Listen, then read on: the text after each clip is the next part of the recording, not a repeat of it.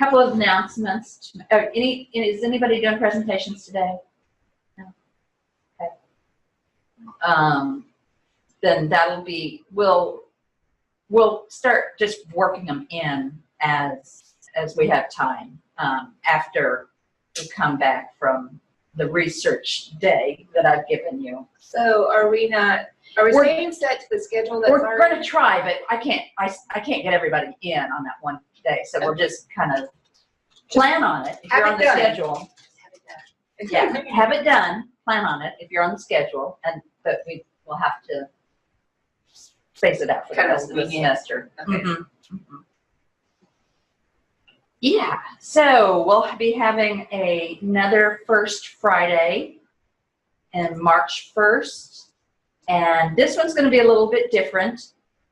I've got to make arrangements. We're going to try to put it in that room probably, and so that we can reach some of our online students so that they can Zoom in, and that would there'd be more interaction than between our online students and the face-to-face students, because they need some of this material too that they're not going to be getting.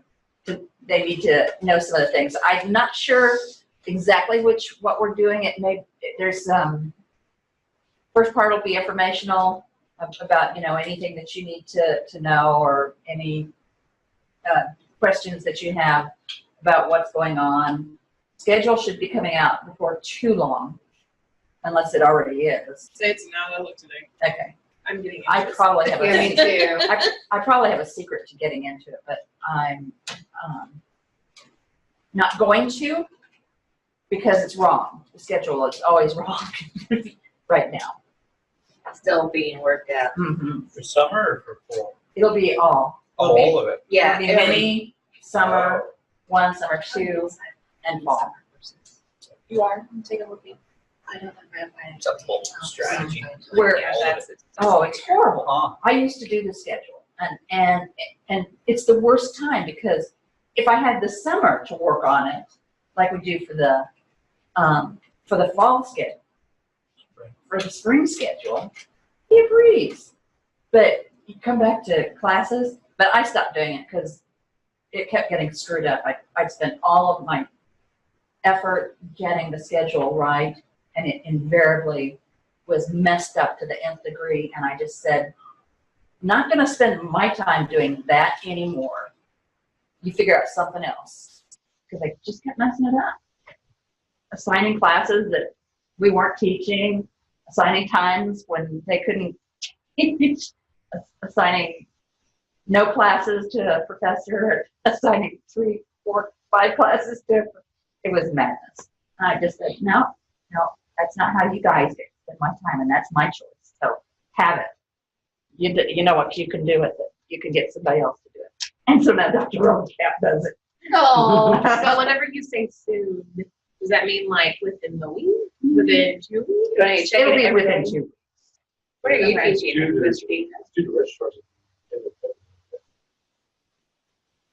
teaching? I think right now that there's a version of it up, and everybody's looking at it. So it's already gone to the registrar, and it's already been, I suspect, input. I'll look tonight and see what I can find out. But yes, and I'm teaching a 4:30 class instead of a 7:30. What is it? It's a children's lit. I don't remember which one. Could we take it for graduate credit? Yeah, it is. It's a graduate course. Okay, awesome. I don't remember which one it is, so I know it's not this one. And it won't Oh, be. this isn't one anyway. Are you doing dual modality? Yes. Dual modality next semester? Yes. Is that going to phase out the typical internet classes? Is that the move you think No. they're making? No. Now, it is for me, Yeah. except in the summer. I'll still teach online in the summer because that's really the only way to do it.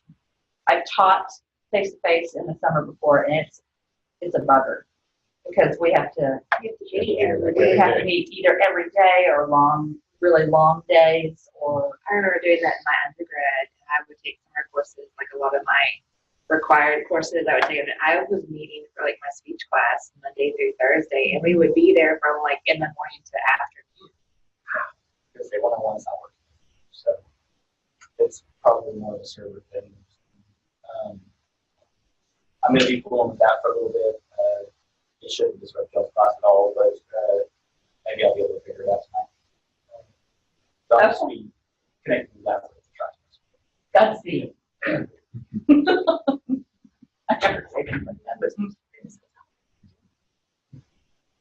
what? The sound is different over here. It sounds like it's raining, but I think it's the air. It is. It sounds different than it does in my spot. Yeah, the air. She's upset she's not in her spot. Yeah, I can hear it.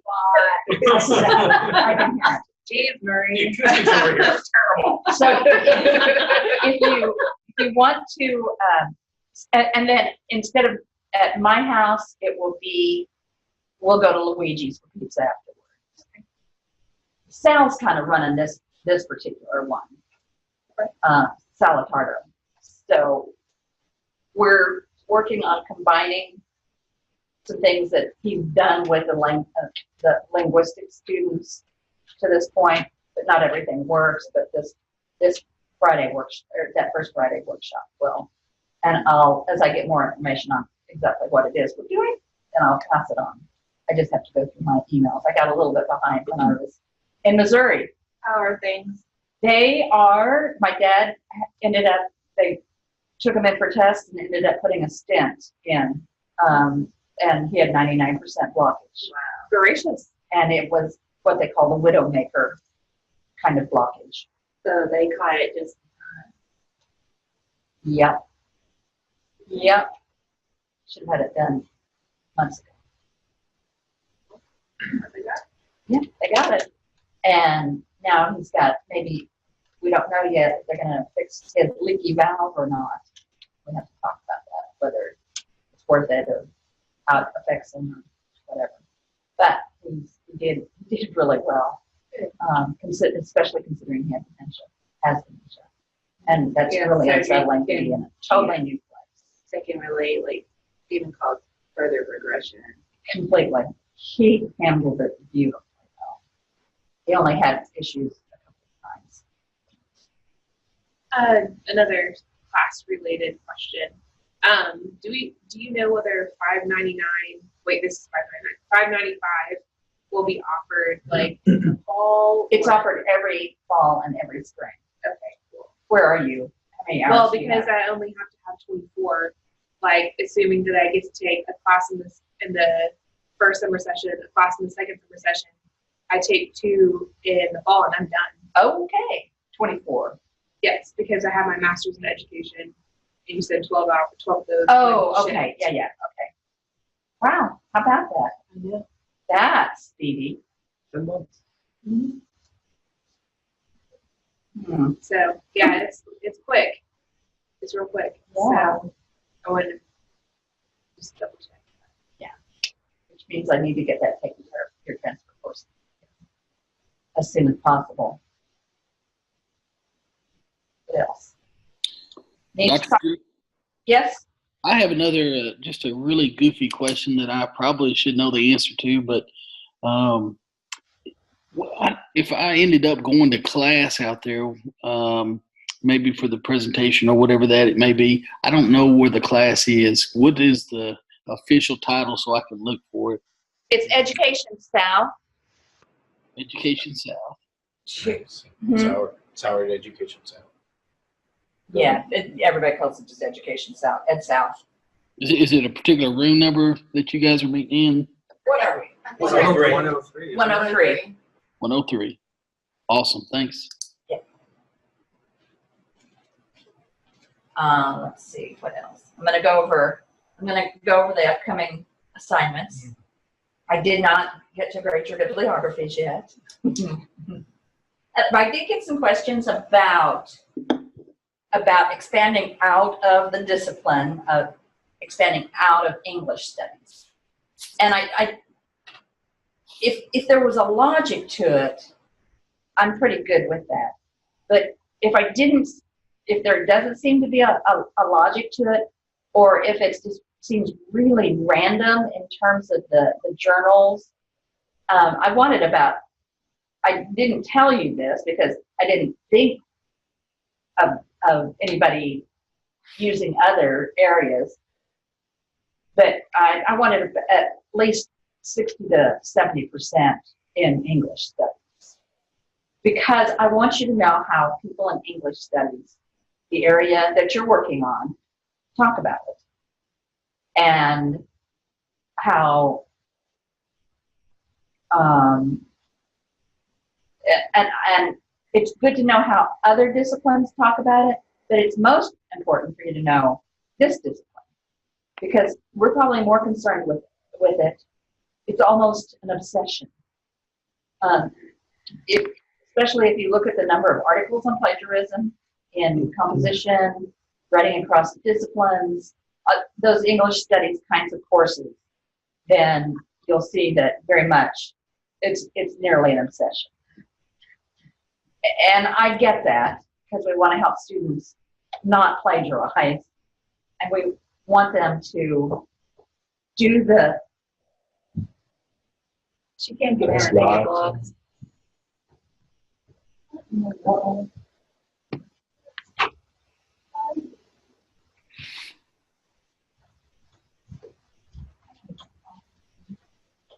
It's not the tape unless you let the door, like if you let the door close too heavy, that's why. If you're gentle with it, it'll stay. That's the problem.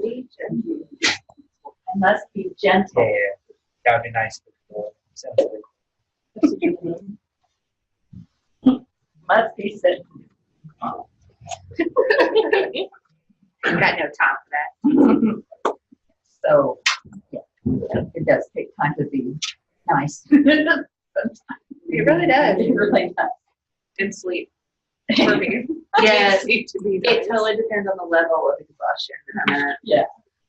What was I saying? You wanted a lot of them to come from English studies. We're obsessed with it. Yeah, and I that seems that, but it is important, and we're going to talk about some of your findings.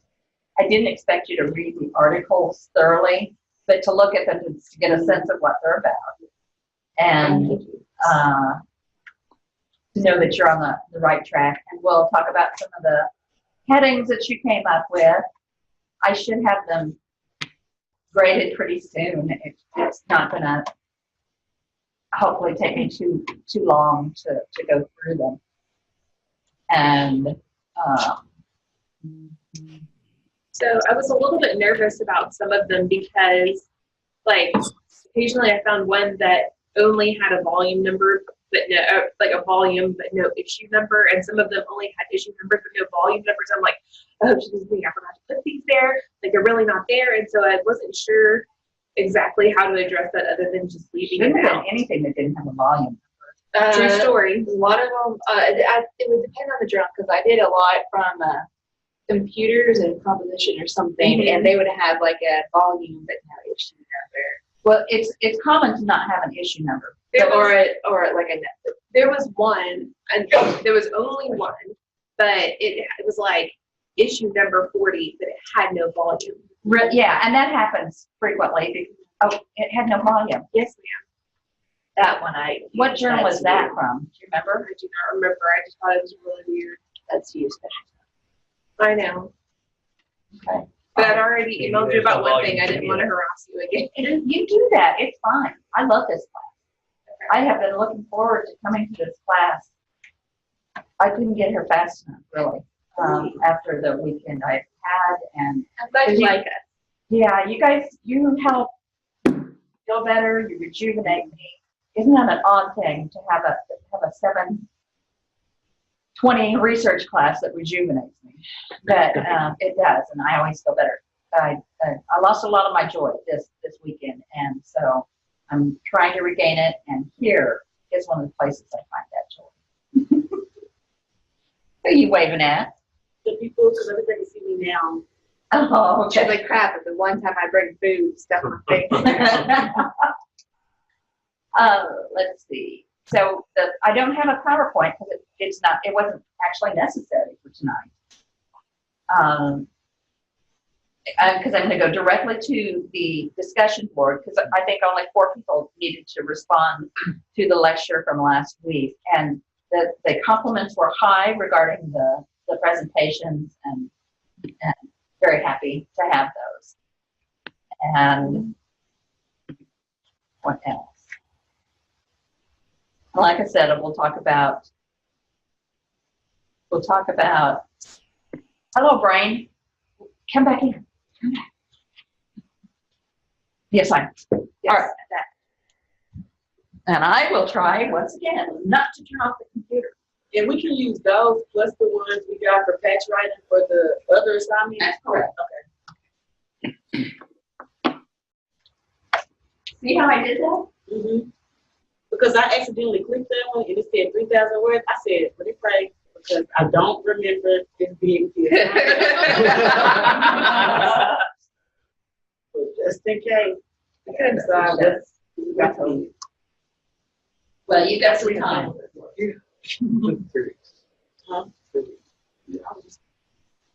And there's not any, and I don't have homework for you until that. How about that?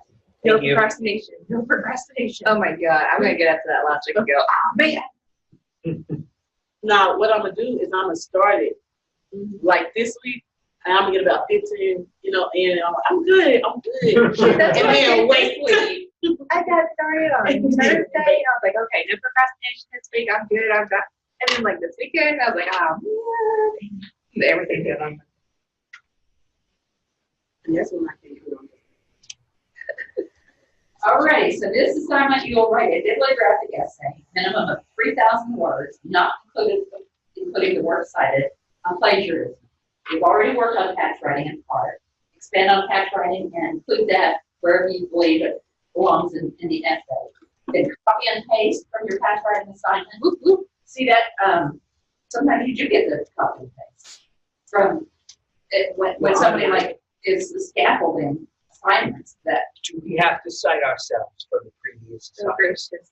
I'm just making sure that No, I don't want to walk into No a trap. self-plagiarism here. Nope. Okay. Smith, 2018. I don't know. Sorry. One or two other topics on plagiarism of your choice.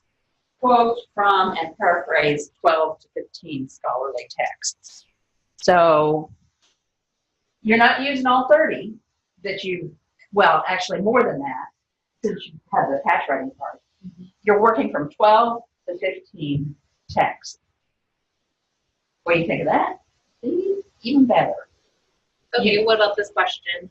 Some of the sources that I found for the plagiarism bibliography, I did not use because they were not a solid 10 pages. Some of them were 7, 8, 9, blah, blah. So, like, I can't, like, run back to those now. I have to. Do we have to I use really want you to have use essays and articles that are substantial. Okay. Well, that's why I didn't I can actually write use an them. 8 I to found 10 replacements. page essay in 3 days. You know? But I found replacements for them, and I Yeah. didn't actually. They weren't on my final draft to you, but I was just like have those citations. I just wanted to make sure. If it really seems to make a special important point, yeah, but no less than 7 pages. Definitely not. And it has to have works cited and such. Of course. Yes, Greg? I didn't hear that you said no less than. I couldn't make out what you said. No less than 7 pages on those. An article should not be less than 7 pages, and that's pushing it. Yes, ma'am. Yeah. Crunch. I know. Making it I knew somebody was looking at me. Too bad I'm hungry. I was like, why didn't you bring enough for the whole class? When I text y'all, I thought about asking y'all, but then I looked at my bank account. Does everybody know what a bibliographic essay? Yes. I know what it looks like. You should. I've never written one, but I've seen a few. Your argument in there is going to be I don't know that you can arrive at an argument on this one. Well, you can't, it takes more research to get to an argument on this particular assignment. Because this is going to be a very short, like very few sources to do that. Yes. And like all the ones that we read had like 50 tens of sources. Yeah. Tens, you like that? Tens. Tens of It's sources. a lot when we talk about sources, Yeah. but tens of sources. That's like 10 and 20 and 30 Yeah. up to I don't want to be 99. dramatic and say hundreds, but like it seems like it Yes, sometimes. yes. Bring on the drama. Pages. Yeah. It's the research class, concise. Only tens. So what you'll probably do for your argument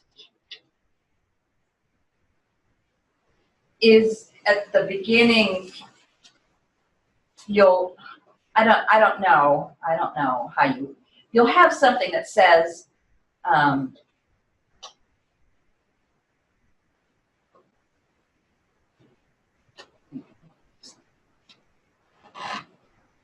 you ever been thinking and your mind just wanders off someplace else? I make medications for that.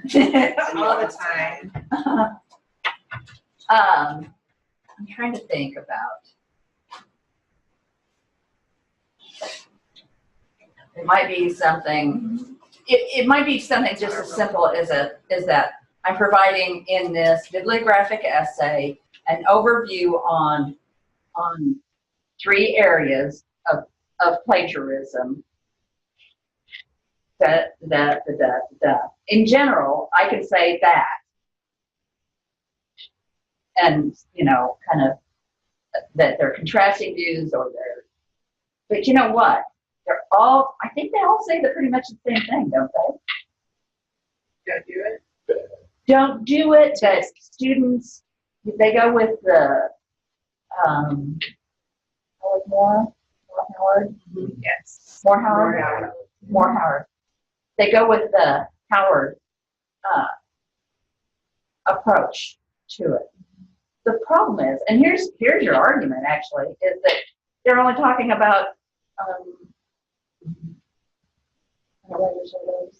beginning, but inexperienced, right? Like freshmen. Immature. But I found an article that she wrote in like the 2000s where she kind of like reneges herself. Yeah. She's like, basically, but it was mainly because of the way I broke mine down, I was only looking for specific things. Where she mainly says that we got to kind of charge to the game for people that are learning English too at the same time, that you can't necessarily blame them for what they do because they're learning multiple things and also learning this too. So I thought that was interesting. That was an interesting way of seeing how you created a definition and now you're like, we've gone too far, so. Wasn't that her original thesis though? That it was okay for students being introduced to academic discourse to use patch writing as a way to kind of take a step into that world. They're kind of learning the lay of the land, so to speak, in terms of composition. Well, but Alicia was talking about just language too, like the kids who are ESL, who English is not their first language, and like they're getting into it. So she almost like clarified or elaborated on that aspect, I guess. It was like a branch off of her first definition. Yeah, because that initial definition, I think, was being used as an overview of defining it for all people. And she's kind of like, no, yeah, right. Yeah. Well, and they say it takes at least 5 years to learn like social language and most conversational language in the second language, and 7 years to even begin to broach the academic language. And that's if you're immersed in it all the time, like in school, as long as you're not in ESL classes where everybody speaks the same language as you.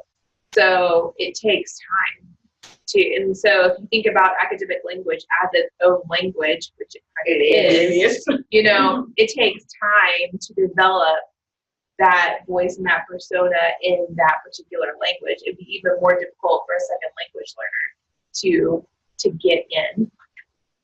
Michel Foucault talks about that specialized language that different discourse communities maintain.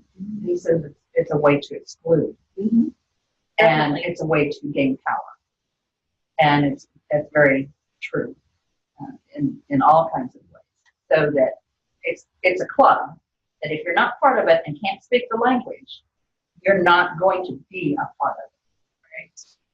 And on the other hand, we have specialized language because we have specialized ways of thinking about it. So it's not just cut and dry in those terms. But so, for instance, I'm not sure of the century, maybe the 18th century, late 18th, early 19th century, the insane used to be kept in prison. And because they weren't working with psychiatry at the time and didn't know, or sometimes they put them on the ship of fools. That was before that was 18th century and 17th century. That's what the ship of fools comes from. It's putting them on pretty much.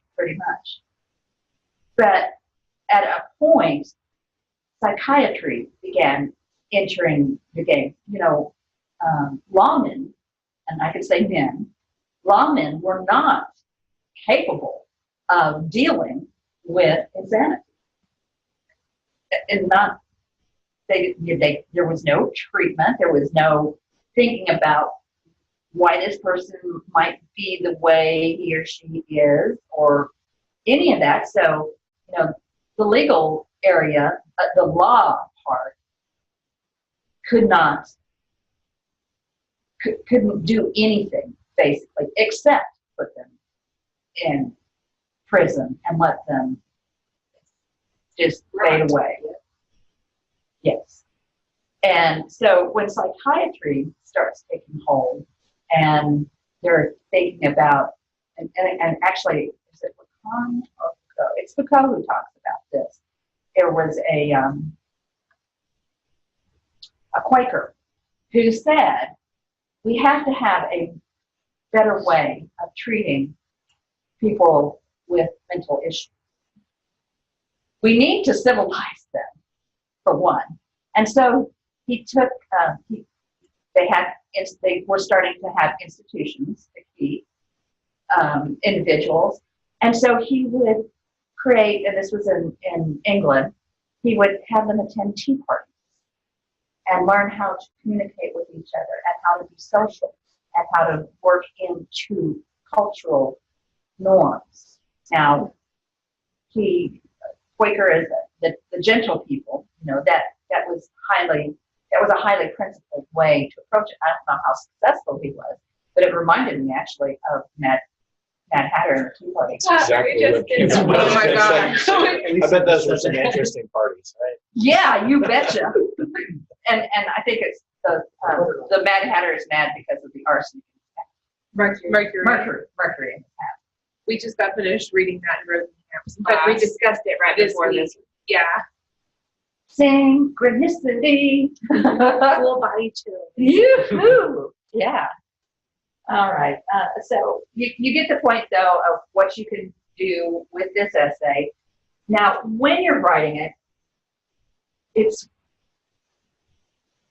remember what I talked about, putting things into conversation with each other. That's what I want you to do. So these articles, they're not written in a vacuum. They're citing each other. They might be using different evidence, but for you to get the best out of this essay is that you have them talk to each other that you're comparing and contrasting and it's similarly, and so uses so-and-so's basic idea, but then does this to talk about a different audience, perhaps. So that's there's nothing more boring than to just read paragraph after paragraph after paragraph of basically an annotated bid, because that's what you start with that. You start by plugging in your annotation, but then you make them speak with each other. And that might be chronologically because they're drawing from somebody earlier on, like the specialist, Howard, or more Howard, and drawing from her. And then when she revises herself, because theorists frequently do revise themselves, after all these other people have said, that's not working quite right, you've got to rethink this. And so then that person takes the responsibility of rethinking it. Oh, okay. So yeah, put them into conversation, 3,000 words, it's a lot. But you don't have to come up with a lot of original thoughts. In fact, you don't have to come up with any to speak of. Well, You have to be able to put them together in a logical way. But even at that, you've already started that process by the patch writing, and then after I categorize your bibliography. So the miscellaneous section is probably not the one we want to start with. Probably That's my not. biggest point. That was the only one Yeah, and I did see some trouble with categorizations. For instance, I think I saw one that was research. All of them are research. So, Do you have any suggested categorizations? well, I gave a few. Paper mills, Turnitin, I use pedagogy. Self-plagiarism. That's one. pedagogy. What pace of pedagogy is that? I think I just called it pedagogy. It was originally more, but it ended up being too similar to a quote. And I said I can't quote in the heading, so I just said pedagogy because no one in the article owns that word. So I just struck that technology. Yeah, I felt unoriginal. I didn't like that. That's all right. Okay. Because how can you be original? You have to be, or it's plagiarism. Right? For serious. That's Or patch writing. That's what we're learning. That's another thing. I had one that was like plagiarism and cultural conflict. So, because we were talking about this on the way over. It was talking about like the Eastern culture is in conflict with the Western culture, and so like they don't see it as a moral issue. No. And so, But we live in. Has anybody found out anything about it being associated with capitalism? I did see one that was dealing with power relationships, but I only found the one article, so I had to take away the heading, but it's under my miscellaneous section. I didn't. I had like 4 that didn't fit anywhere. Stephanie Why she was in college composition. She had one of like a recent project that they brought capitalism and how the writing discipline in higher education, how to shift it that way. Well, Howard might talk about it. You I that dealt think with I it might have quoted that, or I think as a commodity. because we Yeah. saw The Yeah. paper mills buying, a paper's worth Oh, $9.95, not the way you were talking about it, but saying an A is worth X dollars in somebody else's paper. So they were all rec comp articles. So it's in the ballpark, but not the way you said it. I So, read one that talked about like the author's authority and owning the work that they have put out. That's And very that's cool. kind of how that whole the whole ownership of what you've written. Mhm. I don't think it's specified capitalism, but using the I should idea. write of that ownership. article. I mean, I've been sitting on that for We'll read it. ages. Y'all read it. Can we use it for the? Hurry up. You have to. You got 2 weeks, so you'll have that third week to use it. Write it, get it published, everything. We believe in you. By capitalism, do you mean like the development of copyright laws, like it became a thing for making money as an author? That and in the actual academic circles, how it's not. I don't get paid for my article. That's reputation Directly. capital. But it's a cultural it's a cultural academic capital. Yeah, I didn't see anything like that. And I did try to go on a little like retcon kick because I said, oh, here's a whole thing with the commodities and the price of what an A is worth. I say here's a rabbit hole. But That whole reputation thing. I'm sorry, my brain just went. My boyfriend and I are watching the Orville. Has anyone seen that? They talked about. At least someone. It's a not a spoof, but it's a take on Star Trek. But they talk about how generations ago they stopped using money, and your reputation is your currency. Oh gosh. And that was the episode we just watched the other night. So that just kind of clicked. Another one. So, because they were talking about why this particular character wasn't ambitious, because he had like a IQ score of like through the roof, but he didn't really want to be a leader particularly. And so that's where the whole reputation for currency thing kind of came in. I thought that was fascinating. That is fascinating. I think Howard has written something on it. It's a really dense article. It has, I think, body in the title someplace. She has one that's got sexuality. That's it. Okay. Yeah, I did that. Is it dense? I recall it as dense. Yeah, somewhat dense. I did the whole read the introduction, and I read a couple lines of each like major paragraph and then the conclusion. So that I kind of got it. But yeah, it was kind of like a whoo. So I would have to look at that one. That's the one probably. Yeah. Do you care about titles? Like if we play with titles? I love Okay. Okay. I love titles.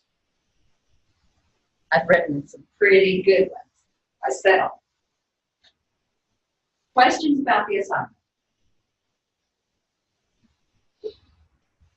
Okay.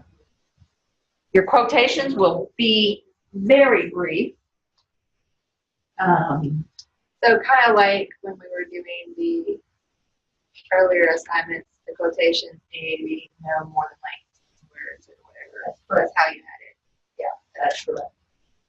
Okay, You'll and never also- have to keep it that low but I want you to be able to do it now.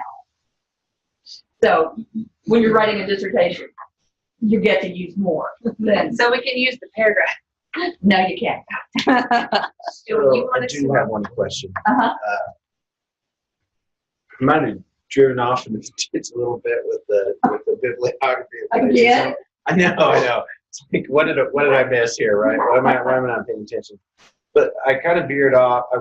I went off into these studies that were on papers on Tunisia, I saw that. which I was fascinated by. It is fascinating. And then kind of veered off into this. I did kind of look at the anti-plagiarism tools, right? Plagiarism detection tools. But then I got off into this really fascinating area, which had probably nothing to do, I guess it depends on how you parse it, about English studies, but the development of computer models for detecting plagiarism. So is that kind of off limits for this paper? I mean, in other words, does this bibliographic essay, Can you make it work? focus on? Can you make it work? That's the question. I might be able to. Because it was kind of offbeat, I think, for the standard of what I had come across up until that point in my research, that I thought it might be interesting if I could. Yeah, if you're talking about detection, plagiarism detection program software, so you can talk about that, and then you can also talk about the development of that, and that could be that'd be two sections. I don't think necessarily went off the road because the No. majority of the technical stuff I found were in computers, were in business communication, and they were about The program. whether they were good, whether they were bad. A lot of them had value judgments about them, but they were technological. They were talking about algorithms. They were talking about how it works. I mean, ultimately, it's teaching the computer to learn language patterns. Mhm. I mean, it's you could throw a lot of English studies, throw the ball pretty good. Some good ones like that, though. I found one really good, kind of broke down algorithm. Yeah, I mean, there was Yeah, some so that's fine. nice diagrams in there. I mean, Pictures. Oh, you'd have pictures were Yeah. nice too. I mean, it was a decent article, but it has some, some software architecture diagrams. Yeah, that's fine. All you have to say is something like, the English studies fascination turns to the software. The software is made by these people and blah, blah, blah. Yeah, you do have to make the whole essay Connected with that transition. connected. It's, Fair see, enough. one of the ones that I found kind of like that, they would refer back to the code and even Howard, like Yeah. this one in particular was referencing things that were in each discipline, in addition to talking about business concepts, algorithms, how they operate, just prior judgments and such. So that was like the best quote for this. So I'm hoping it is that. Yeah, so essentially what you're going to have is kind of a 5-paragraph essay, run amok. You'll have your introduction. Run amok. That's the part that I like. I can do that. You have your introduction where you're setting it all up. Then you have probably the 3 topics. I think 3 is a nice number. One of which is patch writing. One of which is Allowed to be patch writing. Yeah, you don't have to do patch writing, but you've already got part of it done. No, it's 500 words worth. Yeah. Just Now you saying. only got 2,500 words. Just left to go. saying. I'm telling you, once you sit down and start to write the papers, 3,000 words. Yes. No. Not for this. Once you get rolling, I mean, given all the research, I'm willing to bet it a bit faster. Oh, God, I hope so. Yeah, but you're talking. You've got your 3 sections, and no, it doesn't have to be patch writing because I can't ensure that you would be able to make all the essay work if you included patch writing. So no, it doesn't have to be, but it can be.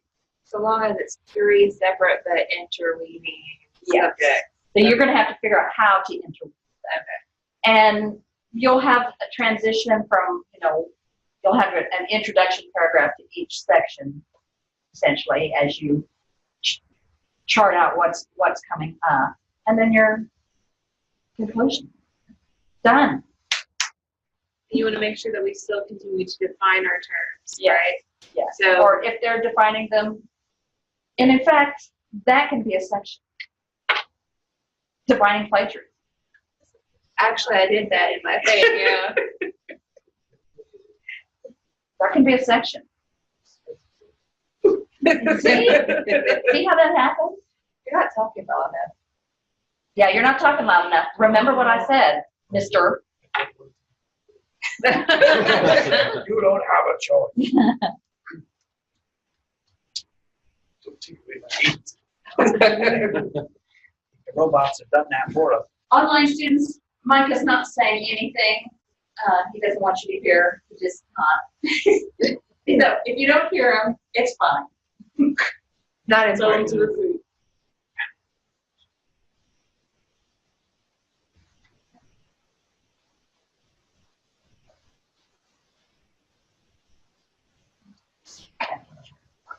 Well, that's what she said. She said, you know, at least an introduction paragraph to each section. Yeah.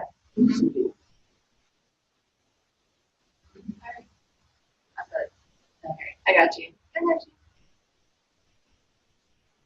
What was your question? Well, I'm watching her write notes over here because she's all color coded and everything. Yeah, I was doing my outline. And I was like, do we have to I'll really get a do good like jump start on an it. introduction Right. paragraph or this? So long as she kind of introduce the idea as we read through one thing. She's talking about it each section. You'll probably do you have to have some kind of transition. Yeah, right. That's what I'm talking about. Can it be more of does it have to be like a separate intro paragraph per each section, or is it something that you kind of want to see us like transition from one to the other in more of a seamless kind of Organic way. Yeah. See what you can do. Okay. I'll know it when I see it. Do you want Alright. like subheaders? Yes. Okay. So that for each section will have its own head. Is there a MLA 8th edition way to do subsection titles, or we just kind of like I looked it up, what do you do? and so it's basically up to you as long as you're consistent throughout the paper. And one of the recommended ways was to number, like for section 1 period, and then your section heading 2 period. Next Is that Because the Roman numerals, or can it just be regular characters? I just put it in regular Times Roman centered. No, I mean, like, does it have to be, are we supposed to use Roman numerals, almost like you would outline, or? I don't think so. Numerals, Just, okay. 1. So similar to like chapter, right? Mhm. The one, okay.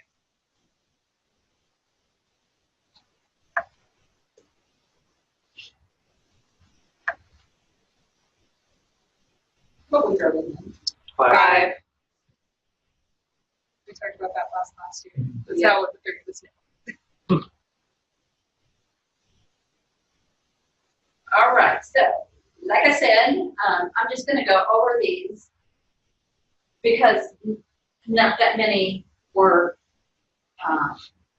not that many had to actually write a post because of presentations and being here and that kind of thing. So Thomas, who says kudos to you all, and Logan had an excellent question about the parameters of the assignment. So there's some clarity. It was wonderful to hear so many discussions on plagiarism, patch writing, and educating young writers. At present, I am preparing my students to write a research paper. Teaching MLA is opening my eyes to the lack of education they have received before. They believe, because they have been taught to believe, that any online resource, citation generators, paraphrasing generators, websites that they take articles from, etc., is absolutely and always correct. I've been teaching them via a worksheet for data collection how to make a works cited entry. So many of them complained because they were told they didn't need to know how to manually create one, as the citation tools are infallible. Huh. Yeah, I've had that argument if this person no longer works here. He said, just let them use Easy bib. I said, I will not. They need to know how to use regular so that they can identify when Easy Bib does it wrong, which is pretty consistently. And Easy Bib doesn't always keep updated versions of MLA or APA or any of that. It's So technology, Come on. As we go along through my lessons this year, I'm learning about how much they don't know. What is truly frustrating as a teacher, and on a more personal level as an English major, is seeing how the educational system has not benefited many of my students. I review their writing and realize how much they have not been taught prior to their senior year. I position that information with what I know they will need going into college, and I fear that the majority of my students are not equipped to succeed. I see a lot of head shaking going on. I've spoken about it with my administrators, who are former English teachers and members of my own department, and unfortunately, there is nothing to really be done. The emphasis placed on passing the STAR exam far outweighs actually preparing them for success. At the state level, the assumption is that STAR will give students what they need to succeed in the next phase. But in many instances, it has failed. And here's where they get it wrong. Teach them what we teach them, and they can handle STAR. exactly. Right? Yep. Teach them, Idiots. give them real education, and a STAR test shouldn't be an issue. Exactly. We can't get That's those. assuming that the STAR test is in and of itself a reliable instrument. it is There's a lot of usually. questions about it. There are people with advanced degrees that look at these things, the composition of questions, are like, what the? Yeah, no. This makes no sense There at are all. So the people tool whose itself is. work gets put being on questioned. these things, they don't even, like, people who, say the English portion, they have snippets from composition and stuff, and these authors can't even answer the questions about their own work. Well, and I can't either, because I always take the spring tests whenever they release them around August, because new tests, I need to analyze it as an instructional coach and all this other business. And so I take those tests, and inevitably I miss at least 5 of the reading questions, not because I can't read, but because I can justify more than one answer. And the answer that they give, I'm like, just because I don't have the same background as a question writer, I'm being penalized because I'm not making the same inferences they are. Right. Exactly. And so how do we expect kids to make those kinds of inferences whenever they're not white middle class men, like, are writing the test. who are writing the test? And So I think on top, really, because for writing, I think the writing test is beneficial for them later in life, for being able to identify mistakes within their own writing, but they only take that twice before they go to high school. And then they're actually writing this. And when they get to college, they're going to be doing so much more typing, like, which is a completely different way of viewing their work that they've never used. So even when I have my kids type now, I watch them just fill the space because they don't feel like they say enough, because to them, that 26 lines, when you put it on a computer, it looks like a paragraph. You know, like, they're like, it's not enough. And I'm like, no, instead what you had to say. And so they're just typing stuff. And I read it, and it's nothing like what they actually said, because they feel like they have to fill this space. Tell them and about it. You'll charge them. I do. But it's just so different. Like, that's a completely different style of writing that I'm asking them to do, even though it's saying exactly what they already said, because it's different for them. It's different for them to see. It's different. It's a completely different thing. And really, no one can read their handwriting in most cases, if I be honest with you. So typing would be helpful for not just them, but for educators, us. You know, it's helpful for us. And so kids they're literally transitioning completely when they leave high school and go to college. It's a complete, now you're asking them actually read the book, right? Like, not just this excerpt for your passage for the STAR test. Because you're not going to have multiple choice if you're an English major. They're going to be open-ended questions, you know, and kids can't think because they're so used to answer choices that they can't think. So even the STAR is not preparing them. Literally, it's not preparing them if they plan on going to college. Well, and going back to what you were saying, like typing, like if you can take the STAR test online if you have enough computers for that, but then it measures the characters. Yep. And, you know, we were talking about double spacing things for like dissertations and whatnot. A space counts as a character. So if you double space on the STAR test, it takes away some of your space to write. So it's kind of like Twitter in that you only have 140 characters that you can use. Oh, they measure it by character because they don't really want to read what you wrote. They just. Sorry.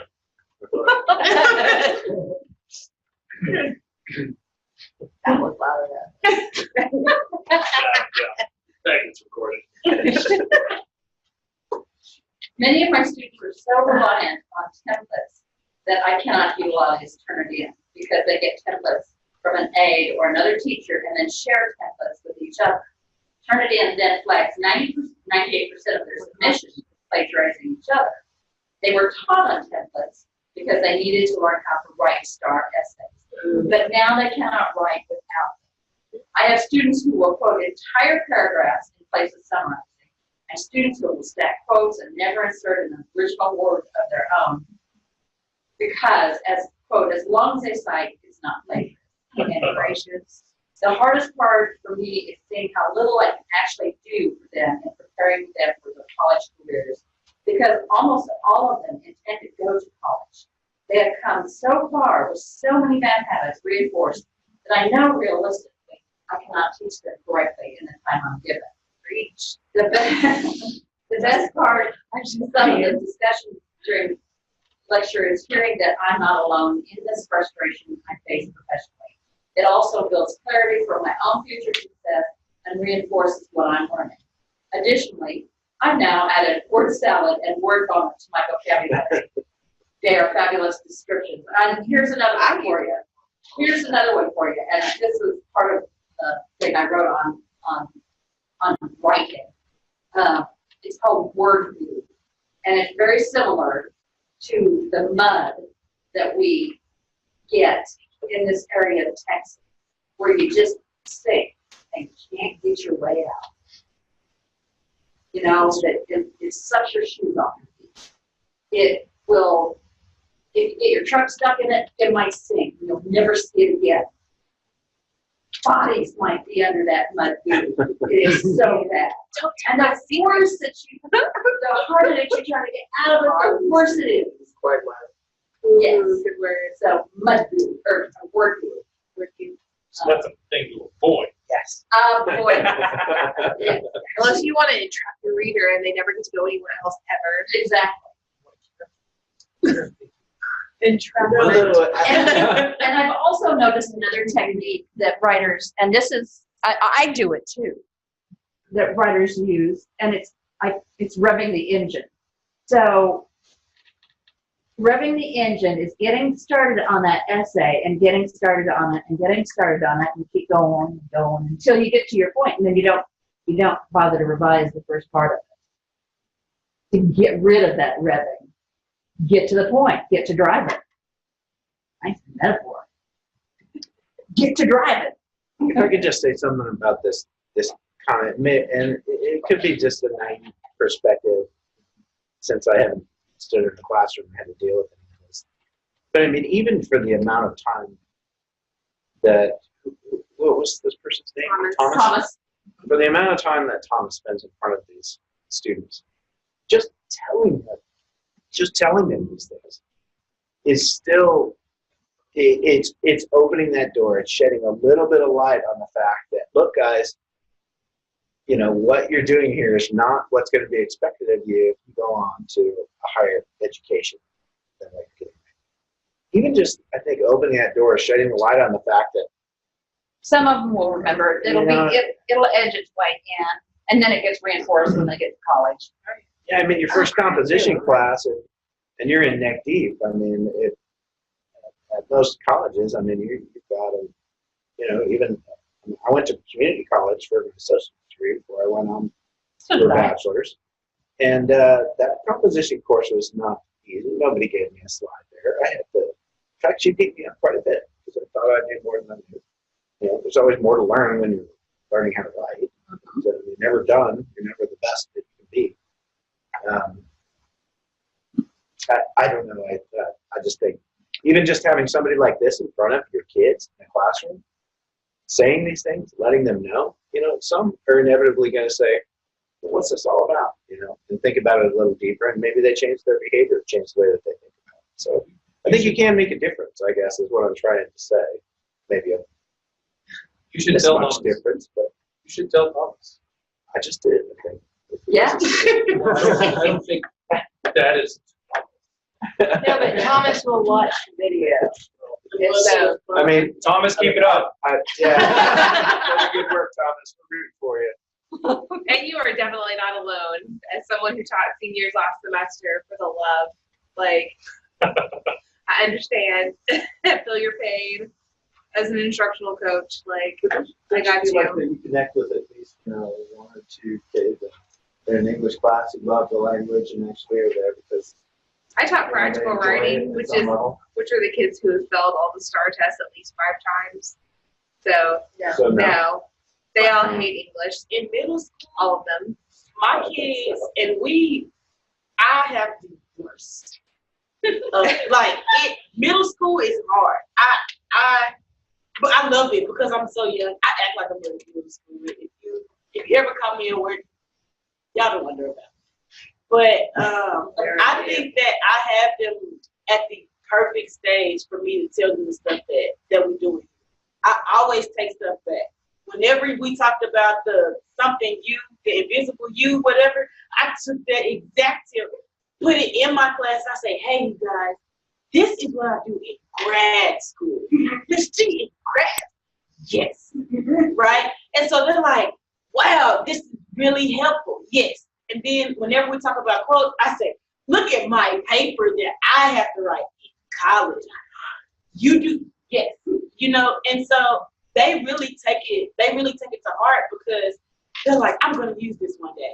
You know, and then by the time they go to high school, even if nobody's teaching them that, once it comes back, I remember, yeah, but she made us do this face thing. I don't remember what it was for, but thank you, you know, for reiterating it. Because if we hit them when they see writing, they'll always know it when they write.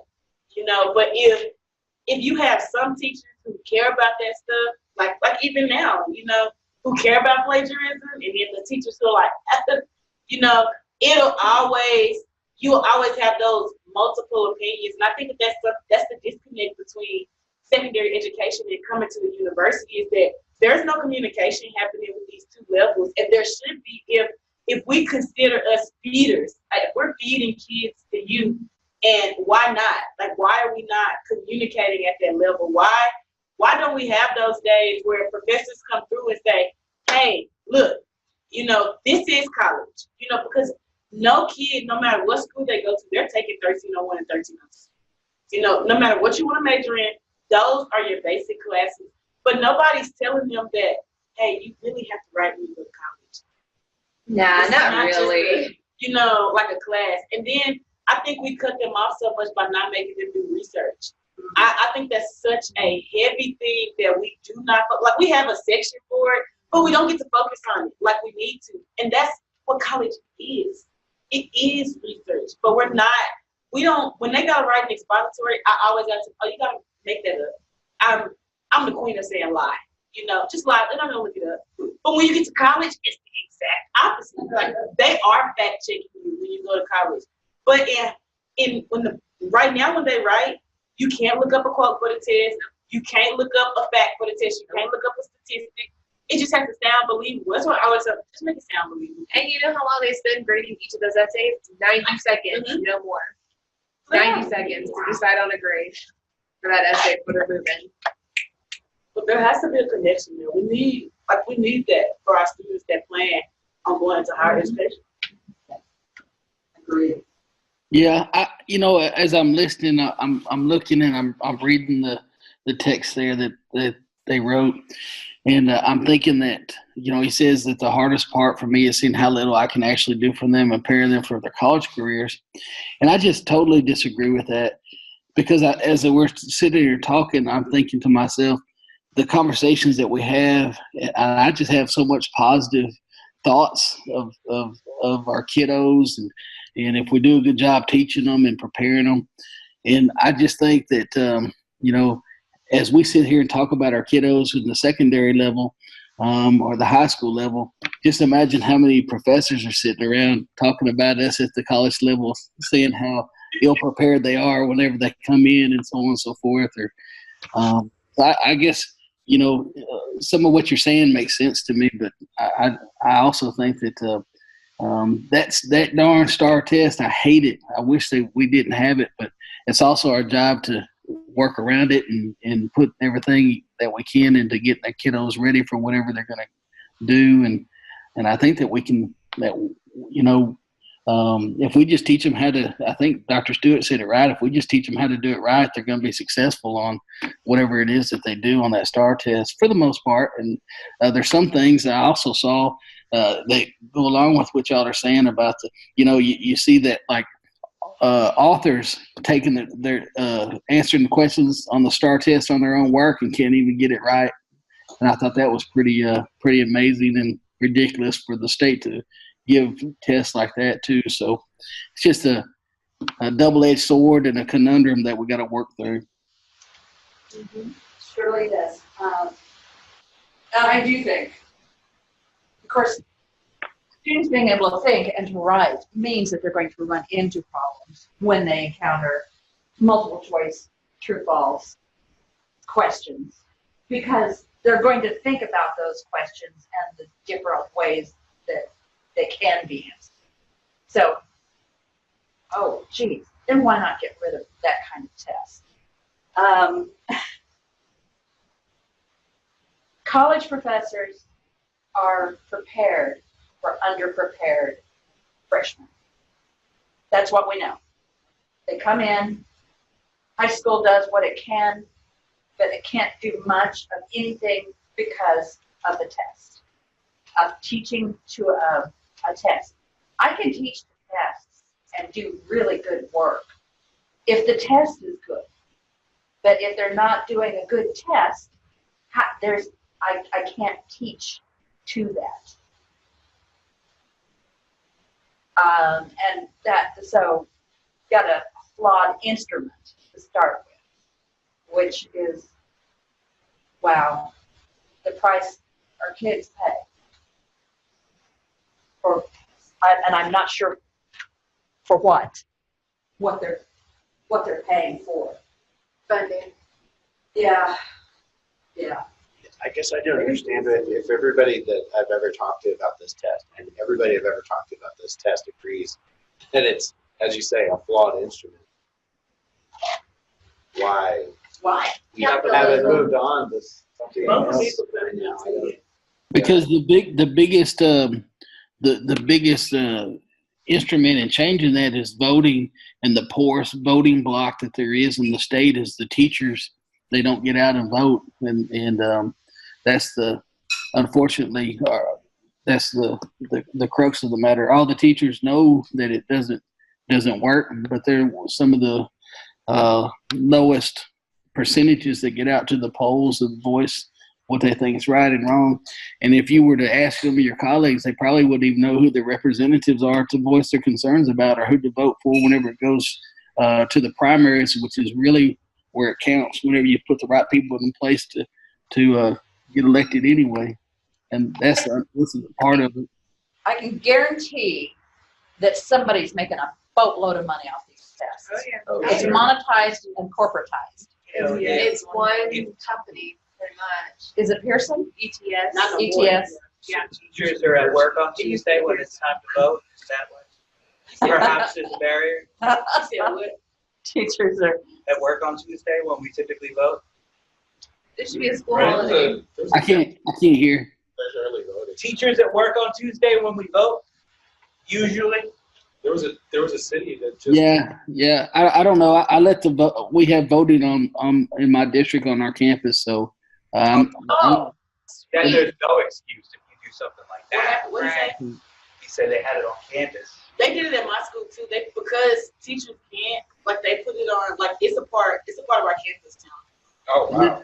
The ones that commute that they live maybe in another county or something, I let them take off and cover their class while they run and vote and come back. But that's my district. I don't know how others do it. Wow. Cool. I think I've answered this question. The next assignment is the business essay on plagiarism. Will we be utilizing all the sources or narrowing down what we found to write the essay?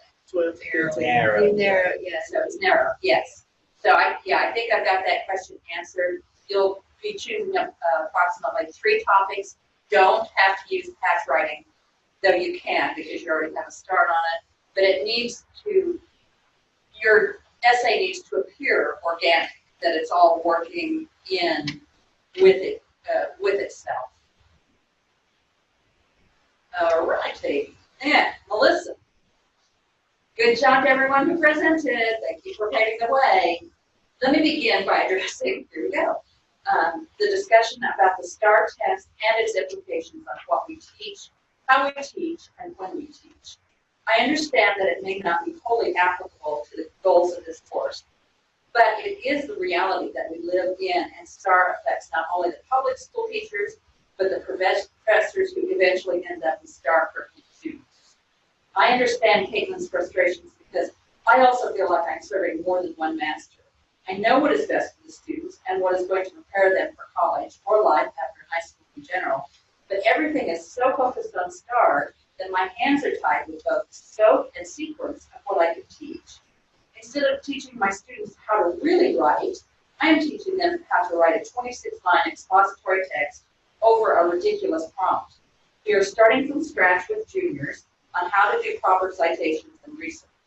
Our school district subscribes to a handful of databases, including Yale, Engage Learning, but most of my students have never used it until I required them for a project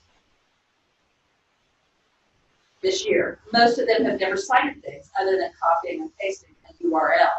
They do not even know how to use a citation maker online. The way I teach my on-level classes differs significantly from how I teach the advanced classes because I can spend more time on real learning and important concepts in those advanced classes rather than just skimming the surface with star-level discussions. Someone in the room, Mike maybe, mentioned that schools have to hit specific metrics or they will be penalized, and Greg talked about how that puts pressure on the administrators. It leads to testing over and over and over again to try to make sure teachers are hitting the most important information, and so the kids that are struggling get interventions. It leads to everyone being burned out and exhausted earlier each year. My freshmen did a week of benchmark testing in November and are currently running another week on benchmark. On top of that, we have quizzes or tests. So they're star style every 4 or 5 weeks. This is the reality we face. What can high school teachers do to try and meet the actual needs of students and not just prepare them to pass a high stakes test? How do college professors take these star-crippled students and fill their deficits while simultaneously trying to teach the collegiate material? The other topic I want to address was a continued discussion on patch writing and plagiarism. Dr. Stewart pointed out that even though there are a wide variety of articles on patch writing, everyone basically pulled the same pool of about 10 articles and quoted much of the same material. I know that I did not use the first 4 articles that popped up, and I'm sure that others did more exploring as well. Is it our training that made all of us identify the same articles as relevant and useful? I don't know, it's a really good question. Within the discussion regarding patch writing, Logan pointed out that there are paraphrase generators that students can use to translate a quote into their own words. Aside from the obvious failings of the experimental example used in class, how is using a paraphrase generator any different from patch writing and or plagiarism? Because then you're plagiarizing the generator, because other people, if they plugged in the same thing, would get the same thing, right? I'm assuming that I said change different times. I'm sure it's a random generator of some sort based on, that's just kind of how things are. But so it probably wouldn't say the exact same words, but it would use a synonym, a thesaurus, I'm sure, database, and it would all come out similar to each other. But it's still the generator's words. Yeah, So, right. Yeah, but the generator's not a person. It's all good. say that to the generator. I mean, they haven't even gone to the trouble of plagiarizing it at this point. Just feed it in somewhere and let something else rewrite it for them. It's akin in my mind to having somebody else write your paper for you at a certain point. Badly. And That's then, why I say not a the family. stupid person. A Right. stupid It was a person. poorly written Who paper. writes your paper for you? It's weird. Vocabulary. Yeah. I'm sure that most of us worked with Rebecca Moorhauer's definition of patch writing, and you did. And I expected that, because she's the one that you start with. Copying from a source text and then deleting some words, altering grammatical structures, or plugging in one-for-one synonym substitutes. That is exactly what the paraphrase generator does. So the students are not even doing that process for themselves anymore. They are essentially plagiarizing a patch-written phrase. How do we combat such laziness? Dr. Stewart said that when students are patch writing, or when they misuse of thesaurus, that they are trying to own words but haven't succeeded yet. That begs the question: if they're using a paraphrase generator, are they even trying to own words anymore? And I don't think so. And see that ownership there that I'm talking about once again, this notion of owning words. So I can tell you right now that if I wrote the articles now, if I wrote those early in my graduate career, I would be considered probably a patch writer or plagiarizer. But I have internalized so many of the ideas, and this was at Kryptonesia. yeah, fascinating. But I stand on the shoulders of giants that I also create my own material out of that. So when I define ideology as a system of beliefs, I don't know if that's already been stated someplace. I'm sure it has been. And I remember so much that Thomas Baby says that ideology is like the magnet fillings that chase into a magnet. It gathers up. And so all of these ideas, none of them are my own necessarily, but I've blended them in such a way now that they are my own. And so that when I do write that article, I have this enormous knowledge on my topic, hopefully, and then I'm bringing specialists into it, that if I were writing that at the beginning of my career, I'd be quoting almost everything. So it's a process, and that dissertation is what, a master's thesis and a dissertation are what helped me own my words, own the ideas that are common to my discipline, and to be able to use them. So part of it also has to do with your level of experience. Being well read, where you are in your education, those kinds of things make a difference. So aside from the obvious failings of experimental example use in class, yeah, I think we've said that it's patch writing or plagiarism. It's plagiarism. I do believe It's plagiarizing patch writing. plagiarism. Patch writing. Yes. Plagiarizing patch writing. And how do college professors take stark, crippled students and fill their deficits while simultaneously trying to teach the collected material? So what happens when after students have been through 1301 and 1302 and they've gone off to their other disciplines are saying, didn't you guys teach them to write in comp? Well, no, there is no such thing as teaching to write in one semester. It is a lifelong process. And by the way, your writing sucks too. So There you go. yeah, I've seen other professors write. Yeah, not here. Like I said, I've seen some pretty bad writing companies. Depending on, not usually your professors though. All right, and here is Emily.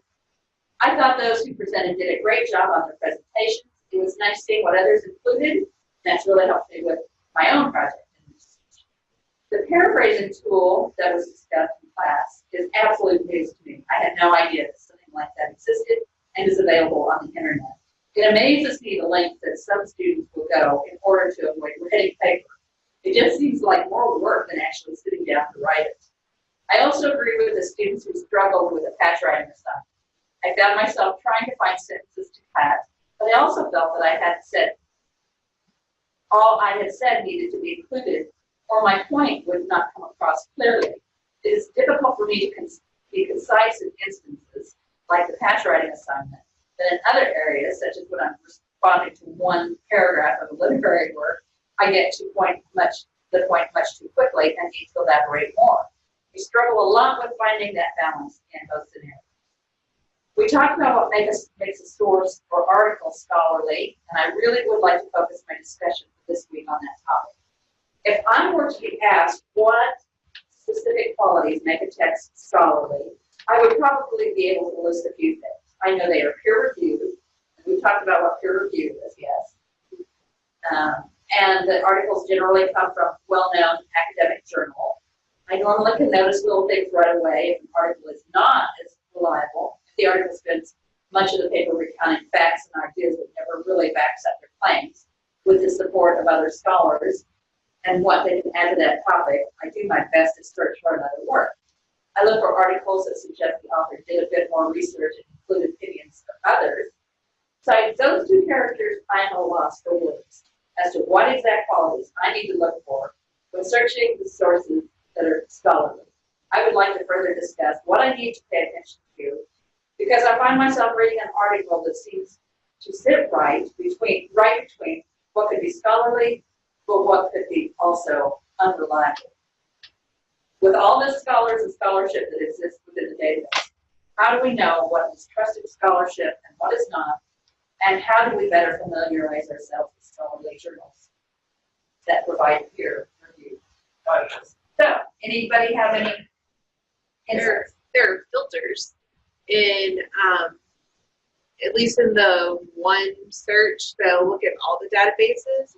Like you can type in whatever you're searching for, and then along the side, there's selections that say peer reviewed or that say scholarly journals. Like you can narrow your search that way. And so using those filters has been my friend. Me too. And you can also do like full text or open access or whatever like that too, to make sure you're not getting citations.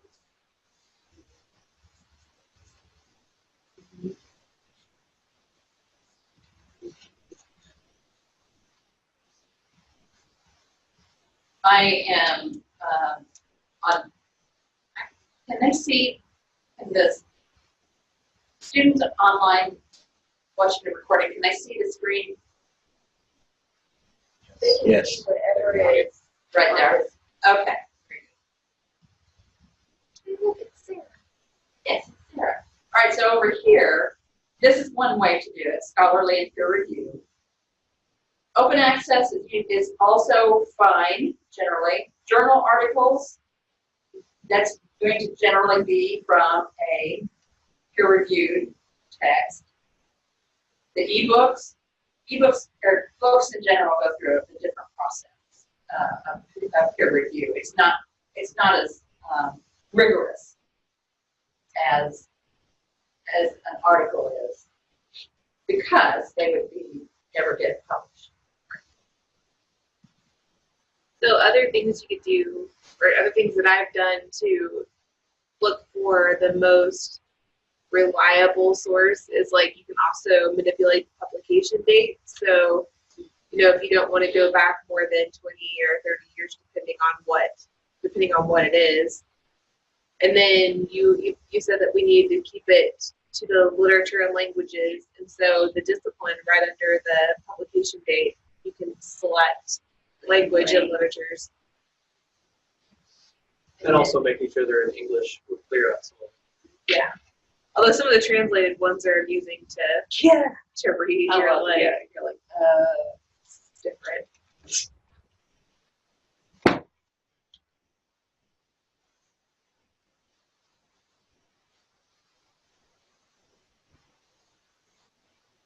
Folks sure do have really original names. Yeah, those are some original titles.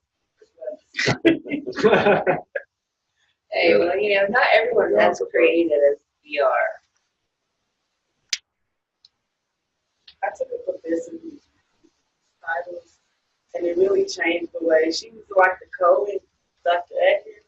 She believed in the code. She said one side is fine, and one side is exactly what she's gonna be writing. Exactly. And so it really helped me kind of hone in on titles. Like after her class, I like her, but it really made it easier for me to write title.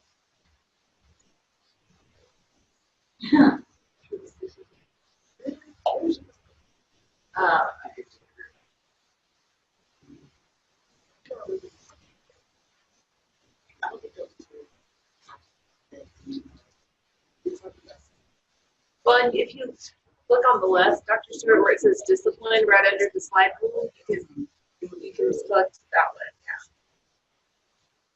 Yeah. And that'll narrow it. And Revelard. She's at Illinois State University. Okay, so this is college English. One of the things you can do is look at college English at the, let's see if I can figure out my way in.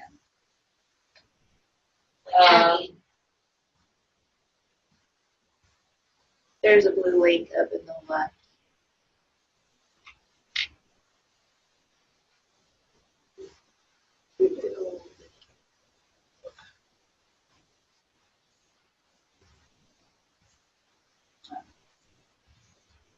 Oh, jeez.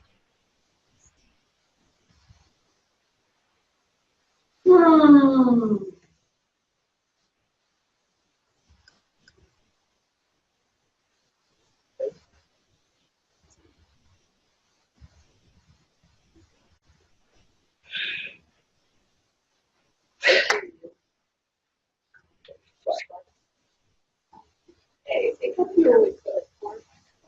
Pretty good. We're quite good to be presented. Good.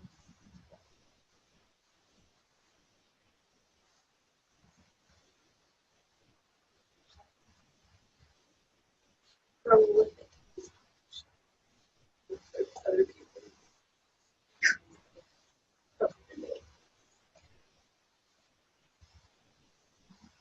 1939. Been in publication for a long time. Gracious. British. They didn't have the scholarly journal. Journal info. Professional journal for the college scholar teacher. Publishes articles about literature, rhetoric, composition, critical theory, creative writing, and so on. You can use the moving wall.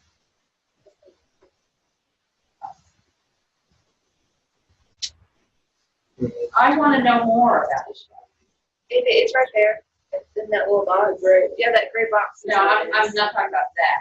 I want to know more about the journal. We were learning about the baby wall. Yeah. Yeah. So something about Doing there's something last issue. I don't know. Something about like what they include in JSON and how long it's there or something like that. How long between time of publication and time of publication in online? There you go. Oh, Wait, so what do you mean? Like so it's printed in like it's not a magazine, but it's like in the journal. in the journal, the actual paper journal, but it doesn't necessarily make it. they still straight do that, you online. know. They They still do. make paper journals. Well, Sigma-Tau Delta still does. Like I still have mine from. It's not all digital. Like Back in. yes.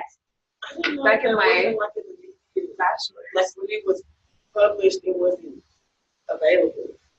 It's not. Well, it's because JSTOR doesn't own it, and so they would have to publish it in the actual paper journal and then get rights to it. Yes, it's a rights thing, sure. Because you know, JSTOR doesn't own those words. Databases have rights too. It's under the National Council of. When you talk about what's the expectation for how much Being you built publish? as we speak. I'm sorry, what? Like when you try to go into like higher education, what's the expectation for like how much you publish? Publish or perish. Yeah, that's, here to get tenure, it's a book or 7 to 8 articles. How often? Per year. Within 5.5 years. Okay. They say 6 years, but They really only mean 5.5. 5.5 because we have to turn. Yeah, we have to turn our portfolios in or much earlier. Okay, so it's from NCTE. That's the, but there's a place, I can't remember where it is, in the library databases. Okay, I'm gonna go to project. That's all.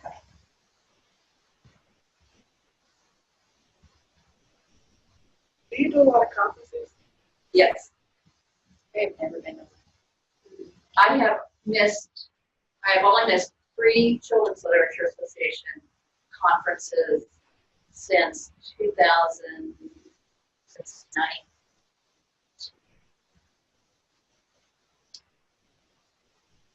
1998. So in 21 years? 2 of those were 2 years in a row from cancer. 1 year I didn't get it. Well, they were just wrong. For serious. Really?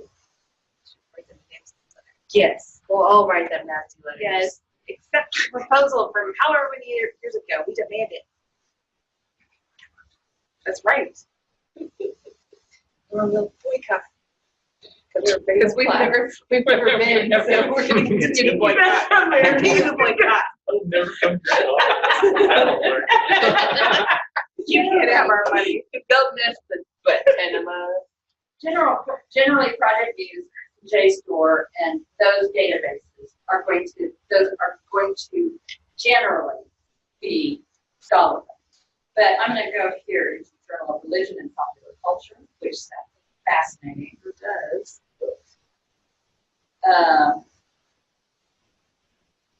It should tell me. So this Journal of Popular Culture is a web-based peer-reviewed journal. That's what you want to look for, peer-reviewed in the description. Committed to the academic exploration, analysis, and so on. Based in Canada, but is international in scope. But I have something to go on there.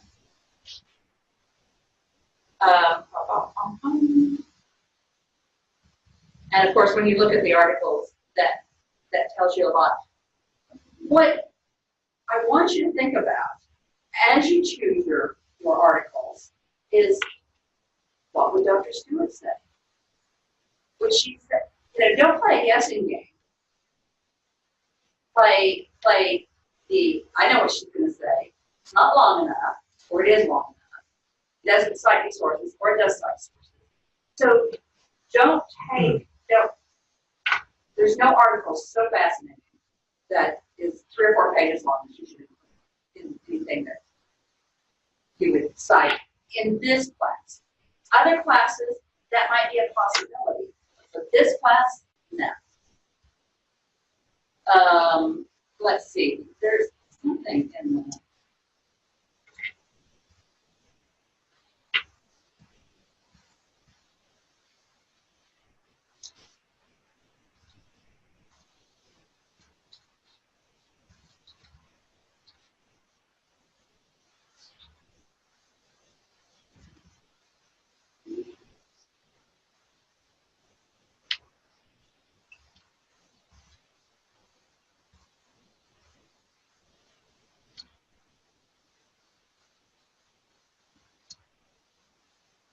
That's an unfortunate name.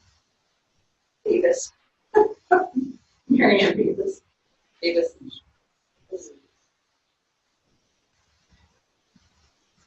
That's back to the journal homepage. Taylor and Francis Online is going to be publishing. But let's look at this one. Aims and scope, instructions for authors.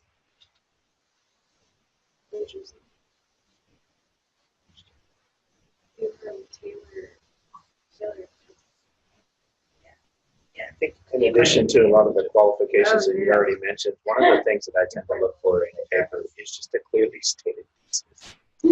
True. I mean, I get, because right, and I tend to discard them because I feel like the paper's a little bit all over the place. Mm-hmm. Even if it's in a scholarly journal sometimes with citations and seems to be from a valid author, sometimes I'll discard those just because They're hard to follow. it's this one hard says- to follow the author's line of thought. Yeah.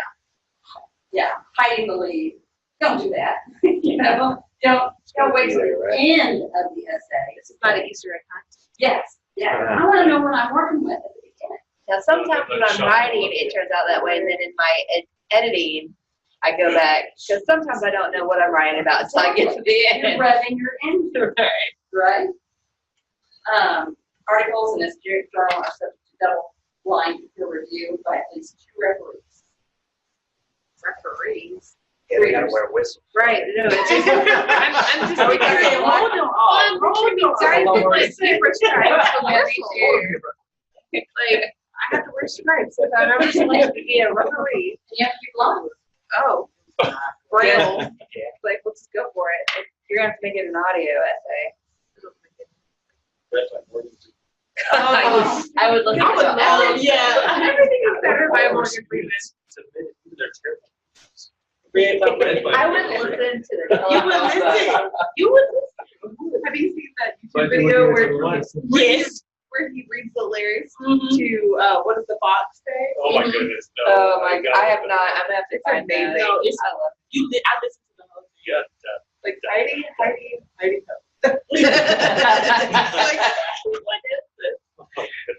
I would listen to that when we were like phone book. So 3 C's, 4 C's. The conference is the 4 C's, and then the publication is 3 C's. College composition communication is the composition studies journal. Absolutely. Hard to get into. Stuff that's got to be really smart, and it goes through generally a lot of Yeah, me too. revision. So they've accepted your work, right? No, because I'm not a composition. But you're really smart. And they should, on their website, because that is about, mission statement. I need to know about publications.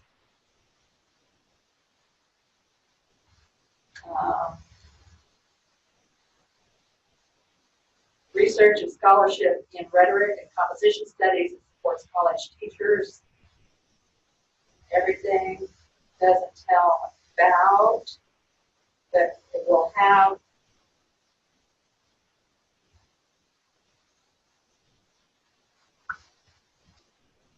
should have, doesn't say anything about submit. Maybe that newcomers bit up near the top. so it's there.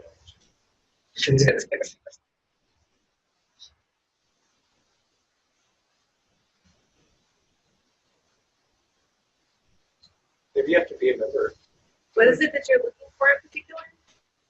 How to submit. Is that something that you can?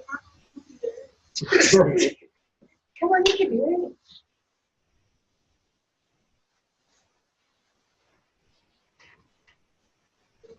it.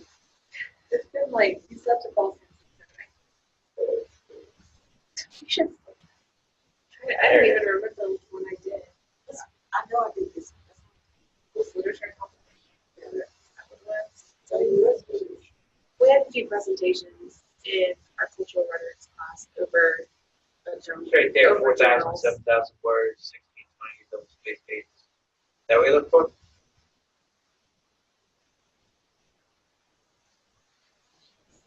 Yeah, all manuscripts, let's see, web-based manuscript submission and review system, received, will be read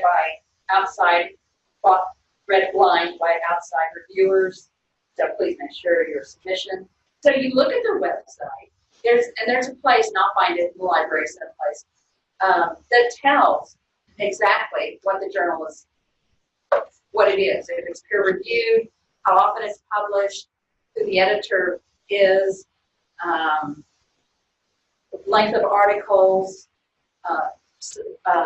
acceptance rate, those kinds of things. It will tell all that stuff in a place in the library, and I'll see what I can do to find it. Things move around in our databases. It's pretty simple. So like Walmart, they want you to keep finding new things. I guess. Well, I don't need that help. That was tacky.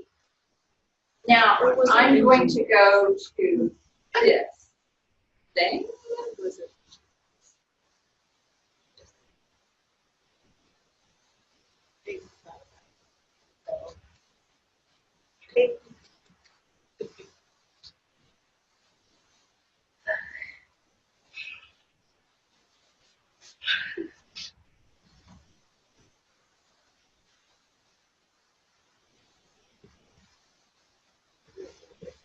Chronicle of Higher Education.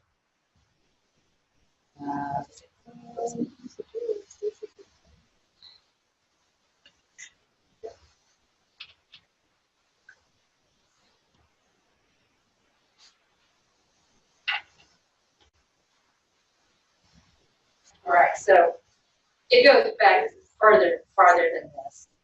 But let's look at the 2019.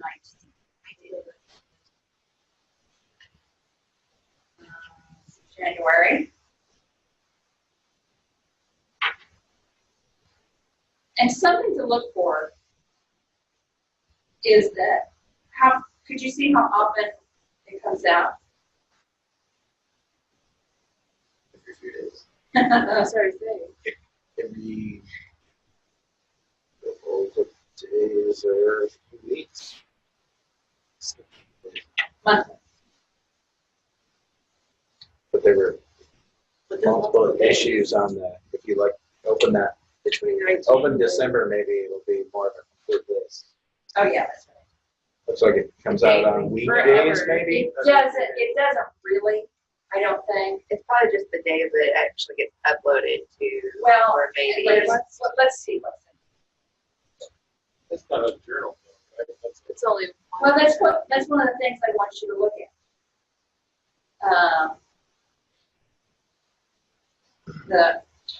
The article title is in the summer of 2016, these 4 Native students left for college. Here's where they are now. Higher education. Text. See what the citation says. And you have to. There's a little check there. Yeah, there's a little check box you have to select. Trust me. Error occurred. It doesn't have the. You get a word See, it takes multiple than Yeah, error. it doesn't have the up-to-date edition. Guess we don't have to cite it. It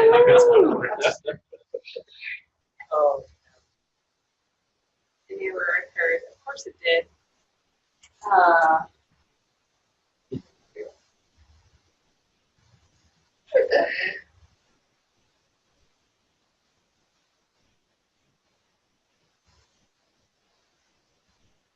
use the full text.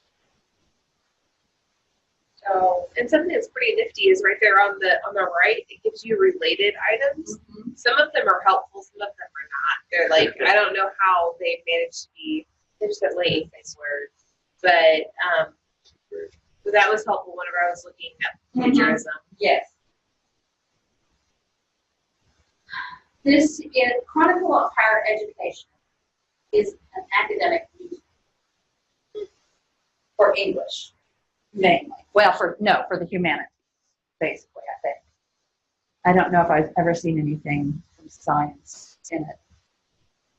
So, and it's meant for professors, and it's meant for graduate students, because they'll list jobs in the Chronicle for professorships and so on. And they've got an online version of it, but it looks like a newspaper. It's like this big. So I don't know. I can't remember the folio or the fold on it, what it is, but it's open it up like this. But when you open it up, it's not this big one. And it'll have articles of interest on different campuses. So it might have an article about pay, about how different universities do merit pay, or it might have an article about there's some columns in there that are pretty funny and that speak to things like job searches and how to conduct yourself and those kinds of things. Conduct yourself in awkward positions.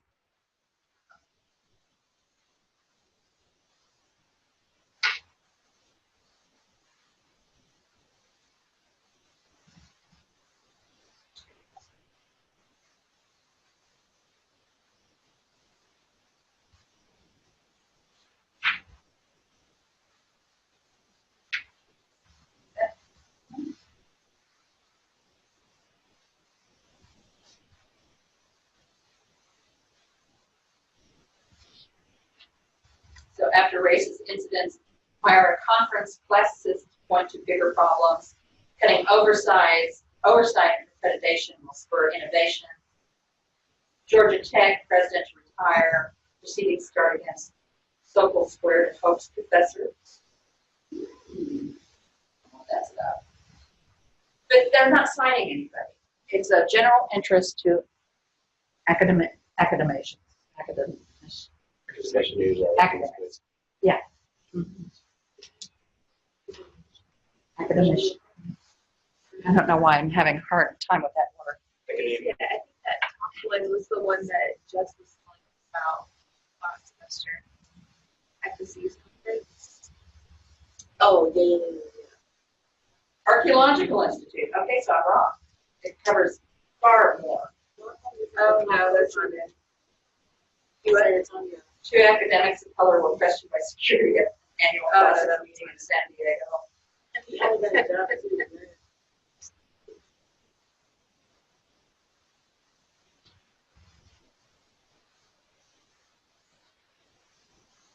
Whew, that's when a scholar took the microphone, said she's not a socialist, who doesn't believe in that, and told the idiot he'd gotten the job because he's black. Whoa. My God. According to multiple accounts. Holy cow. She could have been really. Yeah, Yeah. apparently. She got a microphone. She stole the mic, Then she Okay, dropped Kanye. man. She dropped it because Probably she was never running realized. the whole Yeah. way. You see, yeah. This is why Please. the Lord had to give me my higher education job. It's because I have not learned. You I didn't am come off still that learning. stage. Yeah, Right. but I can still run. So the Chronicle, it has it certainly would have its uses. Yeah, and I'll try to remember to bring a copy of the Chronicle so you can take a look at it. So it could be like a reference point to other information. Well, it just kind of tells you what's going on in the academic world. Yeah, great ideas for that. Uh-huh. So they'll talk about professors who, I remember one specifically that parents had filed complaints about one professor because of the classes she was teaching and saying that they were frivolous. And it was probably on sexuality or something, you know, or Just the kids don't have to. That's what I was about to say. Why was it frivolous if they took the class? Because they didn't get the grade? no, because it was Well, because their unnecessary parents had information. to pay for it. It's less anymore, perhaps. Yeah. You know, paying for this. We're paying for this? Are you Right. kidding? My mom would have asked the same question about the grade. My mom ain't class, never looked but at a course catalog to see what's being offered at my school. My mom only knew what I was taking in college because I told her. She had no idea. First of all, I don't think I signed that birthday paper anyway. And helicopter So what? parents, I feel you know, Those are way more common now than they used to be. or lawnmower parents. Oh my Whoa, God. I'm the type of parent that I don't heard that. So Much helicopter lower parents flying, are right? watching what all of your, watching everything that their kids are doing. Lawnmower parents are clearing a smooth path so that their kids never have any reason to Problems at all. Basically, They better they're live forever, crippling so their they kids. Yep. I'm the kind of parent that when we go to a park, I will sit down and chill and whatever. When I yell Marco, my child better say Polo. If they don't, then I get worried. I don't watch them and follow them around the whole park. What if there's a wonderful thing? Well, then they can also answer me.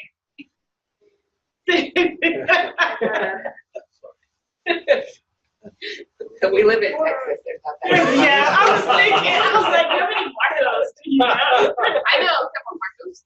Marcos is Marcos. Yeah. Marcos. Marcosians? I know several students named Marcos. There you go, Marcos or Marcus. Marcos. Okay. Making sure the right vowel. No, it's definitely a no. Marcos. Okay, That's what I do. I want to introduce you to a variety of databases today that you might or might not know about. And some of you will, because I've talked about these in different places and different classes. But for instance, America's Historical Newspapers is really fun. And I use it when I'm doing historical work. For instance, 1920s, 19th century, And I actually teach my students, when I teach composition 1302, I teach them about this, and then they get to do some original research into newspapers of the period. Dr. Rogan can't had us do something with the database that's right above this one, the historical imprints. She had us do something similar to that last semester in her American Lit class. And I love it. This one,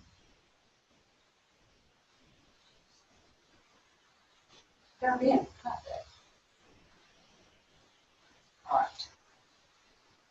So in my 399 class one semester, we did the awakening, and I told you about this, we did the awakening. So I wanted students to find, and in the awakening,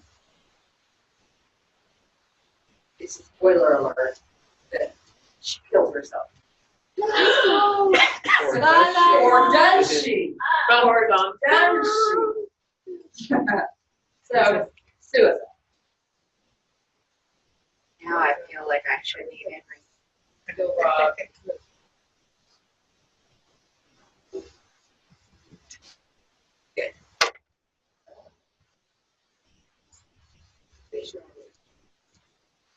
This is back to 1751. So I'm going to suicide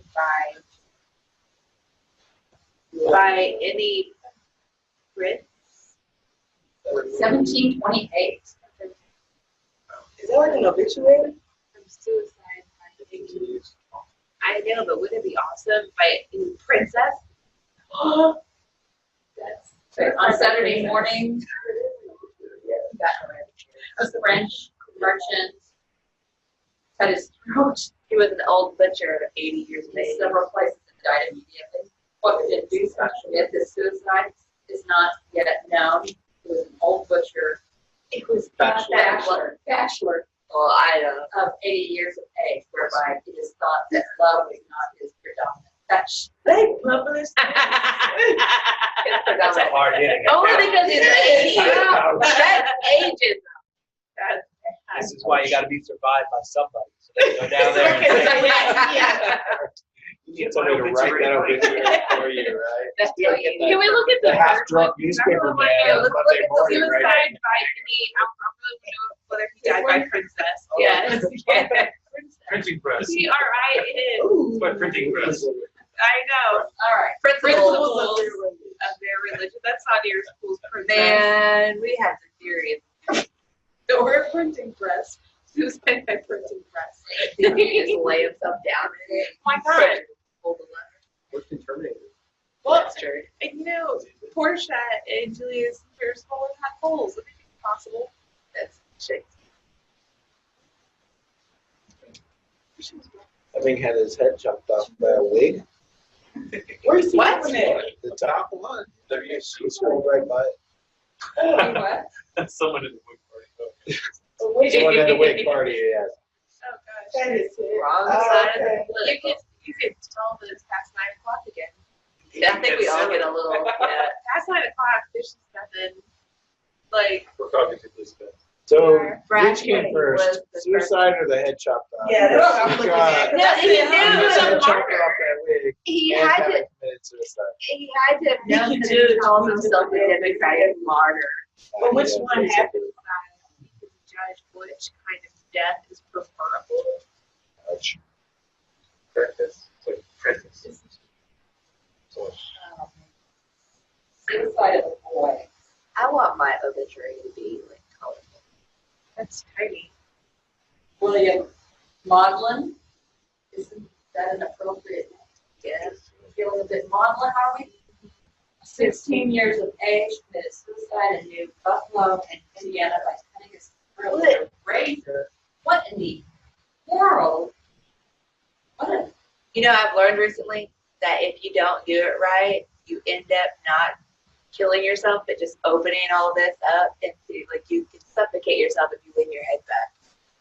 It says he died on the 4th day after committing the act, though, so he probably died from infection. died on the 4th day after committing In a an act. fit He did the deed in a fit of passion, by Punishment? Oh, no. Look, didn't buy it. Oh, I wish I had her finished reading. Oh my God. See, fascinating stuff, don't you think? And we think we're hard on our kids now. I'll show you Yeah. mine. I'm just gonna cut Oh, my the research. That's lovely. Oh, state lunatic hospital, let's look at this. Oh, oh, please. The middleman. What sent us down this road? Stop. Do what? What sent us down this road again? She was The after Awakening. 9 o'clock. The awakening. The Yeah, Awakening. the awakening. Okay, so what does it say, Dr. Stewart?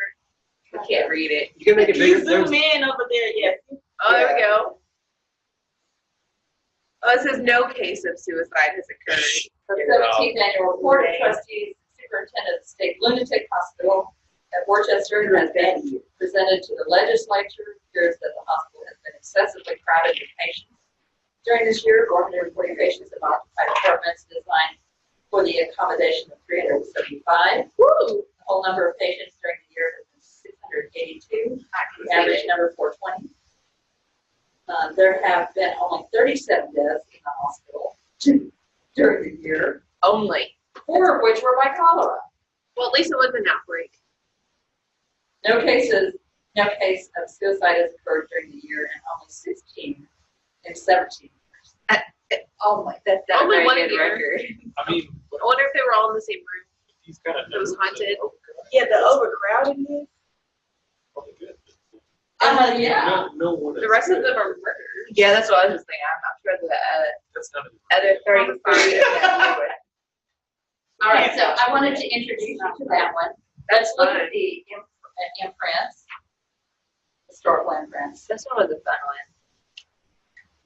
I did my report on cookbooks. I did research.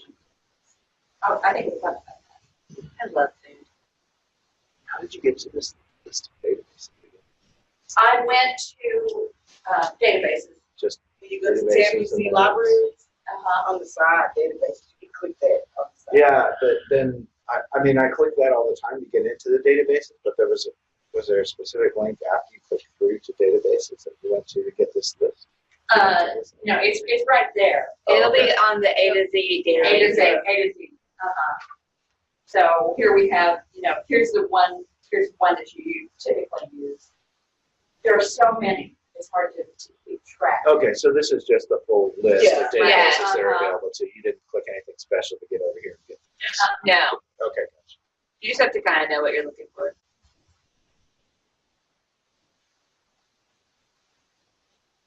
All right, so let's see here. America's or ways. Okay, the friends. Totally. We need. Okay, we have a pair.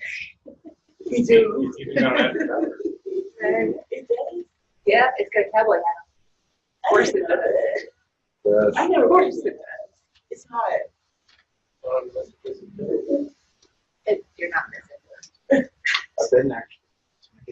Which one? Or The a Texas photo. Paris or the real Paris? With the Fort The Air Force One.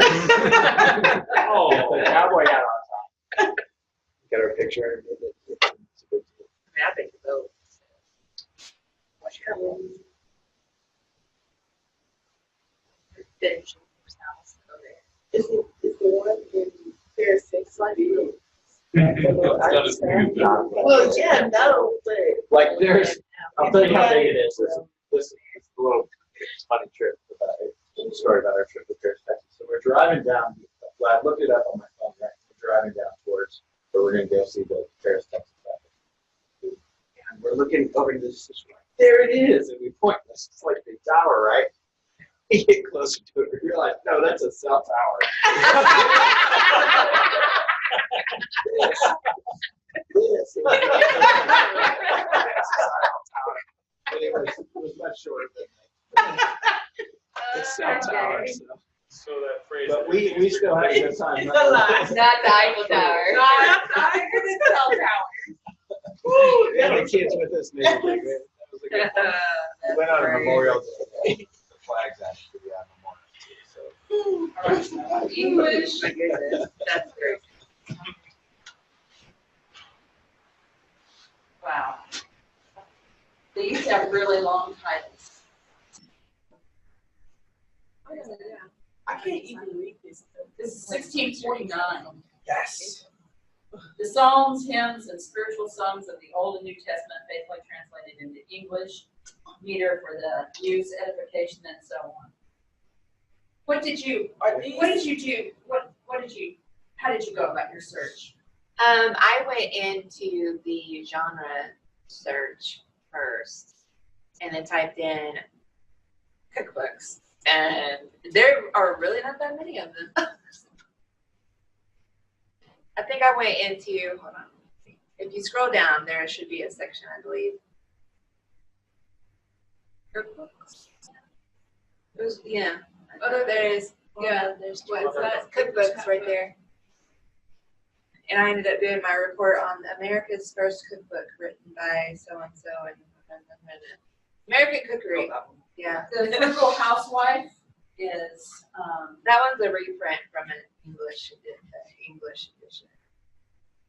That was the first quote unquote real American cookbook was entitled American Cookery by Amelia Simmons. I want to see next page.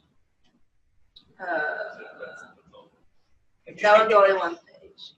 Worst recipe Because I would have liked for you to have seen an old recipe. Yeah, oh, they're not written anything. If you go into, see, we're in the art of dressing all sorts of viands with cleanliness, decency, elegance. if you go down to number 8, American Cookery, I think, yep, Amelia Simmons. Hers does, it's really long, but hers does have examples of recipes. My favorite one, and I actually used this in my paper, was for a tasty Indian pudding. Because she was the first to publish anything using cornmeal. Oh.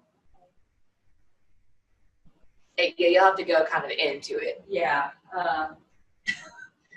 But you can see here the imprint, what some of these things, what they look like. Is this is sort of a newspaper.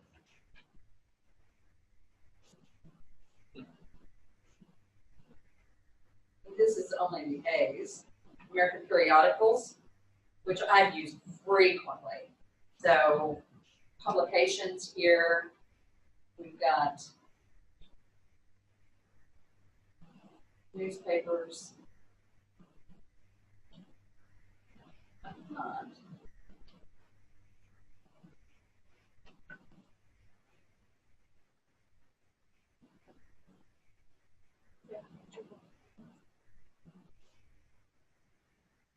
The suicide.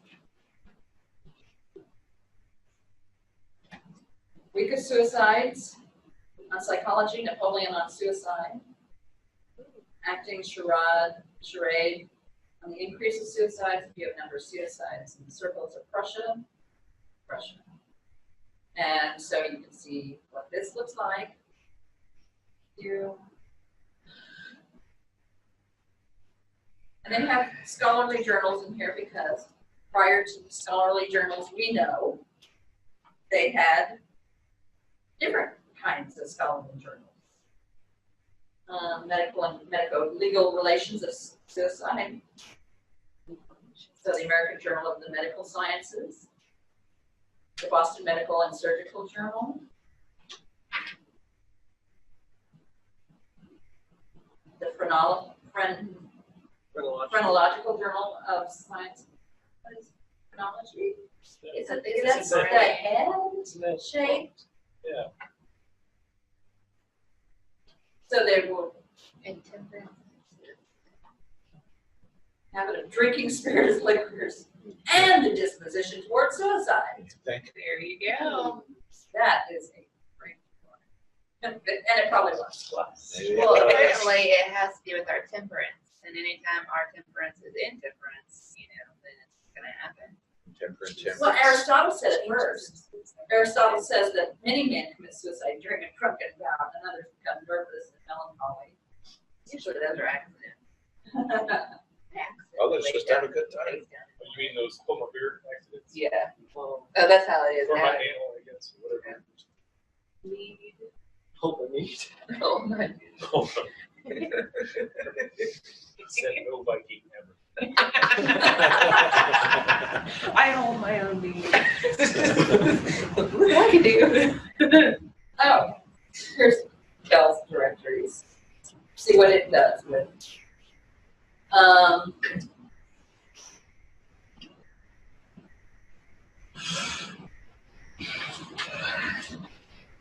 It's too long since I last shot. I'm just like, so tired. I came across a database like this here when I was looking up the plagiarism articles, and I really like these metrics on the side. It shows you how many people have cited them, Exactly. how many mentions they have, and it's That's really it. clear So, on the entries I think- up and down. So I went to, this is Cabell's, and it tells you, it says invited articles 0 to 5%, acceptance rate 13%. Gracious. Well, man, my odds just got way. 4,000 to 7,000 words. Review double line, 3 to 6 months. So this is a good source to go to look and see what your 13% actually. I mean, that means 10 out of 100 make it. Seems pretty good. Yeah, except pretty good. Good shot if you're able. Don't you have to pitch your paper though first? No, you just send it. Run it and send it. Sometimes they'll ask. 3 to 6 months, time to review. 12 plus months, time to publication. Plagiarism screen. How about that? It says no, so I mean. Well, one of the plagiarism articles that I used was talking about how plagiarism catchers or detectors are actually detrimental rather than like helpful, because it does something to the kid's psyche. Because telling them they're wrong, damaging I don't them. even know. Like, I didn't read all of it, but I did cite it.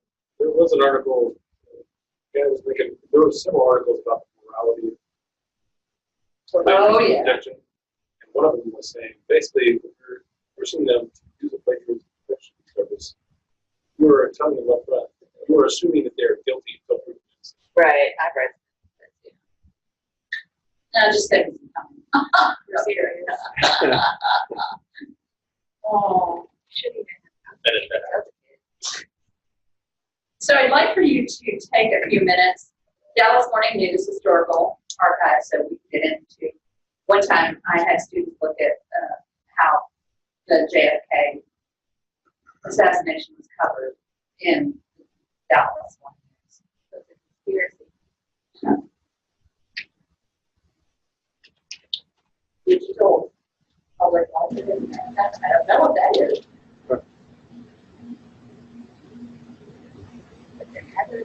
Just text videos. Dissertations and theses. That's Book Central. 18th century. So these are for doing historical archival work. which one's This one is 18th century collections online, but the ones that these databases that I've shown you that go into newspapers and imprints and that kind of thing, those are really useful for if you're into, yes? Oh, there's another classroom popped up. It's the I just on our screen here? yeah. How bizarre is that? He's probably messing with it next door. Oh, He said he would. I don't like their table set up. huh. Oh, we're on their screen. We are. EndNote. This is EndNote to collect and organize references. I've worked with EndNote before. What it does is it saves your references so that you you cite something, you use EndNote to do it. I don't like it because it, like other automatic bits, it doesn't get it right, and it won't let me correct. It won't let me make comments on your bid entry. So I appreciate it if you don't do that.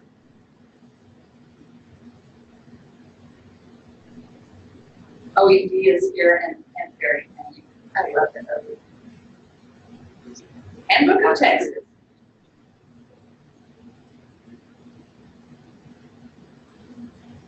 So take some time. Oh, Homeland Security Digital Library. I bet it's all redacted.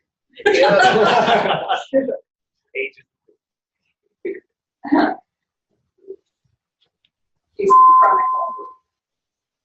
I think I fixed it. We I'll have be a over message. in a Oh, and now the moment. robots. Look, we've got a message. Yay! Exactly. I was just thinking it's Skynet. So be careful. And then, of course, you have JSTOR and our regular. But take 20 minutes, be curious, and look at the databases because there's so much available for us. Now, I'm going to show you a different kind of search that is a real, it's very specific, intense kind of search. So I told you that I was doing the work on Robert Cormier. I was putting together the bibliography. I wanted to see if they missed any articles on him, and they did. And the way I found that out was, all right, so I'm going to go to Project View.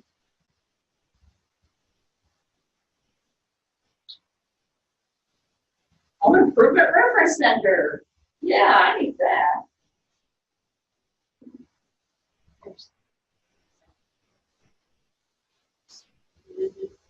All right, I'm going to go into Project Views and look at the, I'm going to do Lion in the Unicorn.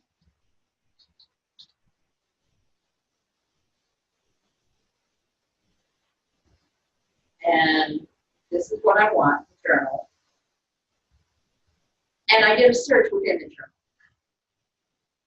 Now it's a little bit more intense because I had to go through like 5 journals and search each one individually. So you need to know which journal that you're wanting to look into.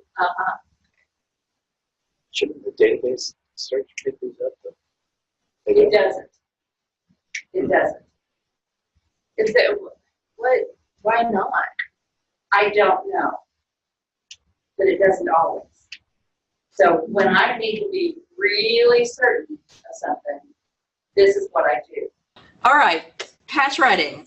All right, so this one is, I found the discussion on patch writing very interesting. I also heard the term word bombing to describe what happens when a student patch writes a text in a similar way that online paraphrasing tools spit out nonsense. This had me thinking about the connection between patch writing and lack of conciseness and how both could indicate a lack of subject matter knowledge. With this post, I hope to share some thoughts related to the idea and to start a conversation with on that topic. I would also like to share an experience that I believe allowed me to learn through patch writing. When working on my MA in Instructional Design and Technology, I learned that one way to make instructional material more effective is to consider prior knowledge. The idea being that students will learn more effectively if instructors and instructional designers introduce, what are you laughing at? Introduce new concepts by building upon what students already know. For instance, when students are introduced to algorithms, do you need him? Oh, sorry. For instance, when students are introduced to algorithms, they're often told to write step-by-step instructions on how to perform an everyday task, such as getting a bowl of cereal. This can include steps such as get up from your chair, walk to the kitchen, open the top right cabinet, etc. Once they complete that, they're told, congratulations, you just wrote your first algorithm to solve the problem of getting cereal. At that point, students may be asked to define algorithm in their own words before a fancy definition of what that term is introduced. If, on the contrary, students were first given this information of algorithms and then asked to write down their own definition, they may end up patch writing. This leads me to think that it could be interesting to research the relationship between prior knowledge or lack thereof and plagiarism. I also wonder what other thoughts may be on the notion that patch writing may be a sign of poor instructional design. That topic has been broached a great deal about in instructional design. So I used to have when I was a graduate student, our writing professor would say, the person who guided us through the writing program, because I was a assistant writing program administrator. And in our classes, she would say, make an assignment that they can't plagiarize, that they can't engage in plagiarism. And I can do that, but I can't stop them from turning in an assignment that has nothing to do with my assignment instructions and then plagiarizing it. So that was one of the issues that she never discussed, but it happened. I can make the most original assignments, but currently, I think probably plagiarism can happen regardless, even if it is really original, because nothing new under the sun on the internet, right? Instant access to so much. There's Abigail. There's me. All right. You're so good. I'll, I know what to do. So now I would also argue that patch writing can help students learn something new. I remember in 9th grade, I was completely lost in my biology class. One day, my teacher asked me to write a summary of some concept. I don't remember what it was. The summary had to be long enough to cause me anxiety, say 500 words. In desperation, I started writing my essay as if Cervantes all of a sudden fell in love with biology. I squeezed every fancy word I could out my teenage brain, saying nothing for the most part and rewriting the same handful of sentences to death. My summary was poetic, descriptive, and much like a political speech coming from the president of Venezuela, it said nothing of real value. However, while I admit that I don't remember what the essay was about, I do remember feeling like I had finally understood the concepts that my teacher asked me to summarize.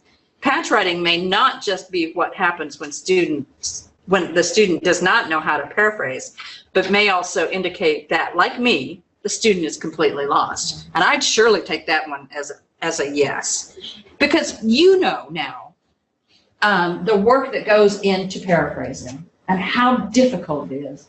It probably takes longer for me to paraphrase stuff than it actually does for me to write my own ideas. And that's a lot of work.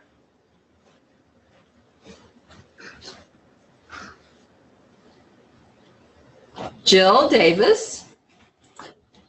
Presentations were so interesting. I got the information and new ideas from each other, and the subject matter was great.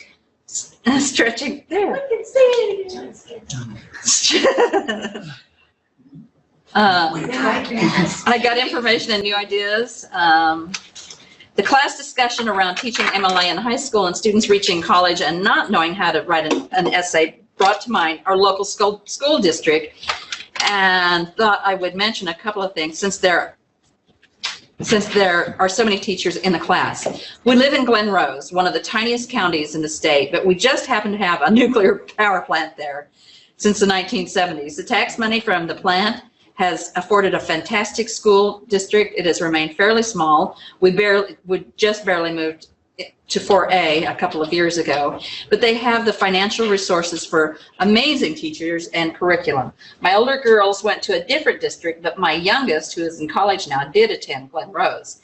The example I wanted to share is from her senior English teacher, Mr. Sowell. He has retired twice, but keeps coming back. He actually taught when my partner was in high school there in the 1980s. He teaches dual credit English, and no one wants to take his class because it is perceived as so hard.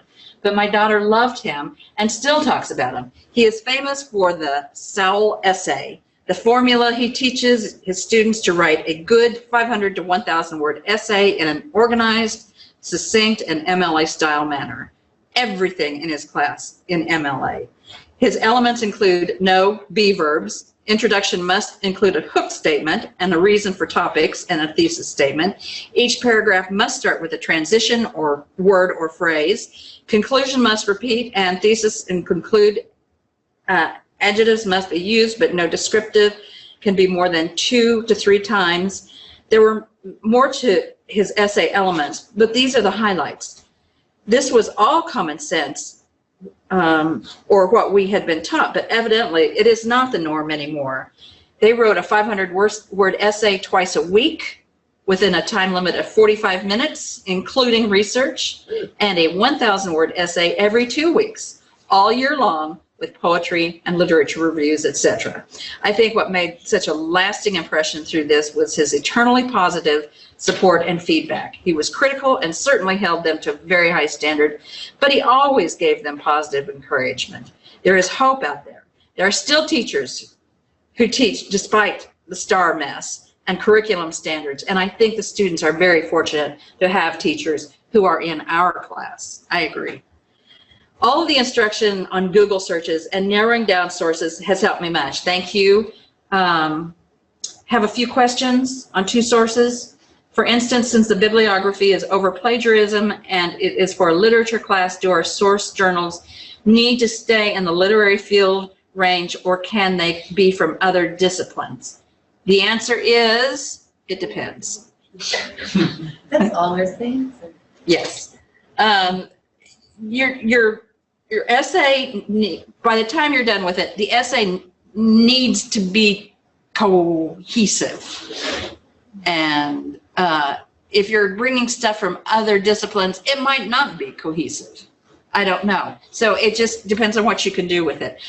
60 to 70% should be from English studies, though. I came quite across articles from medical schools, business schools, and was not sure if they were acceptable.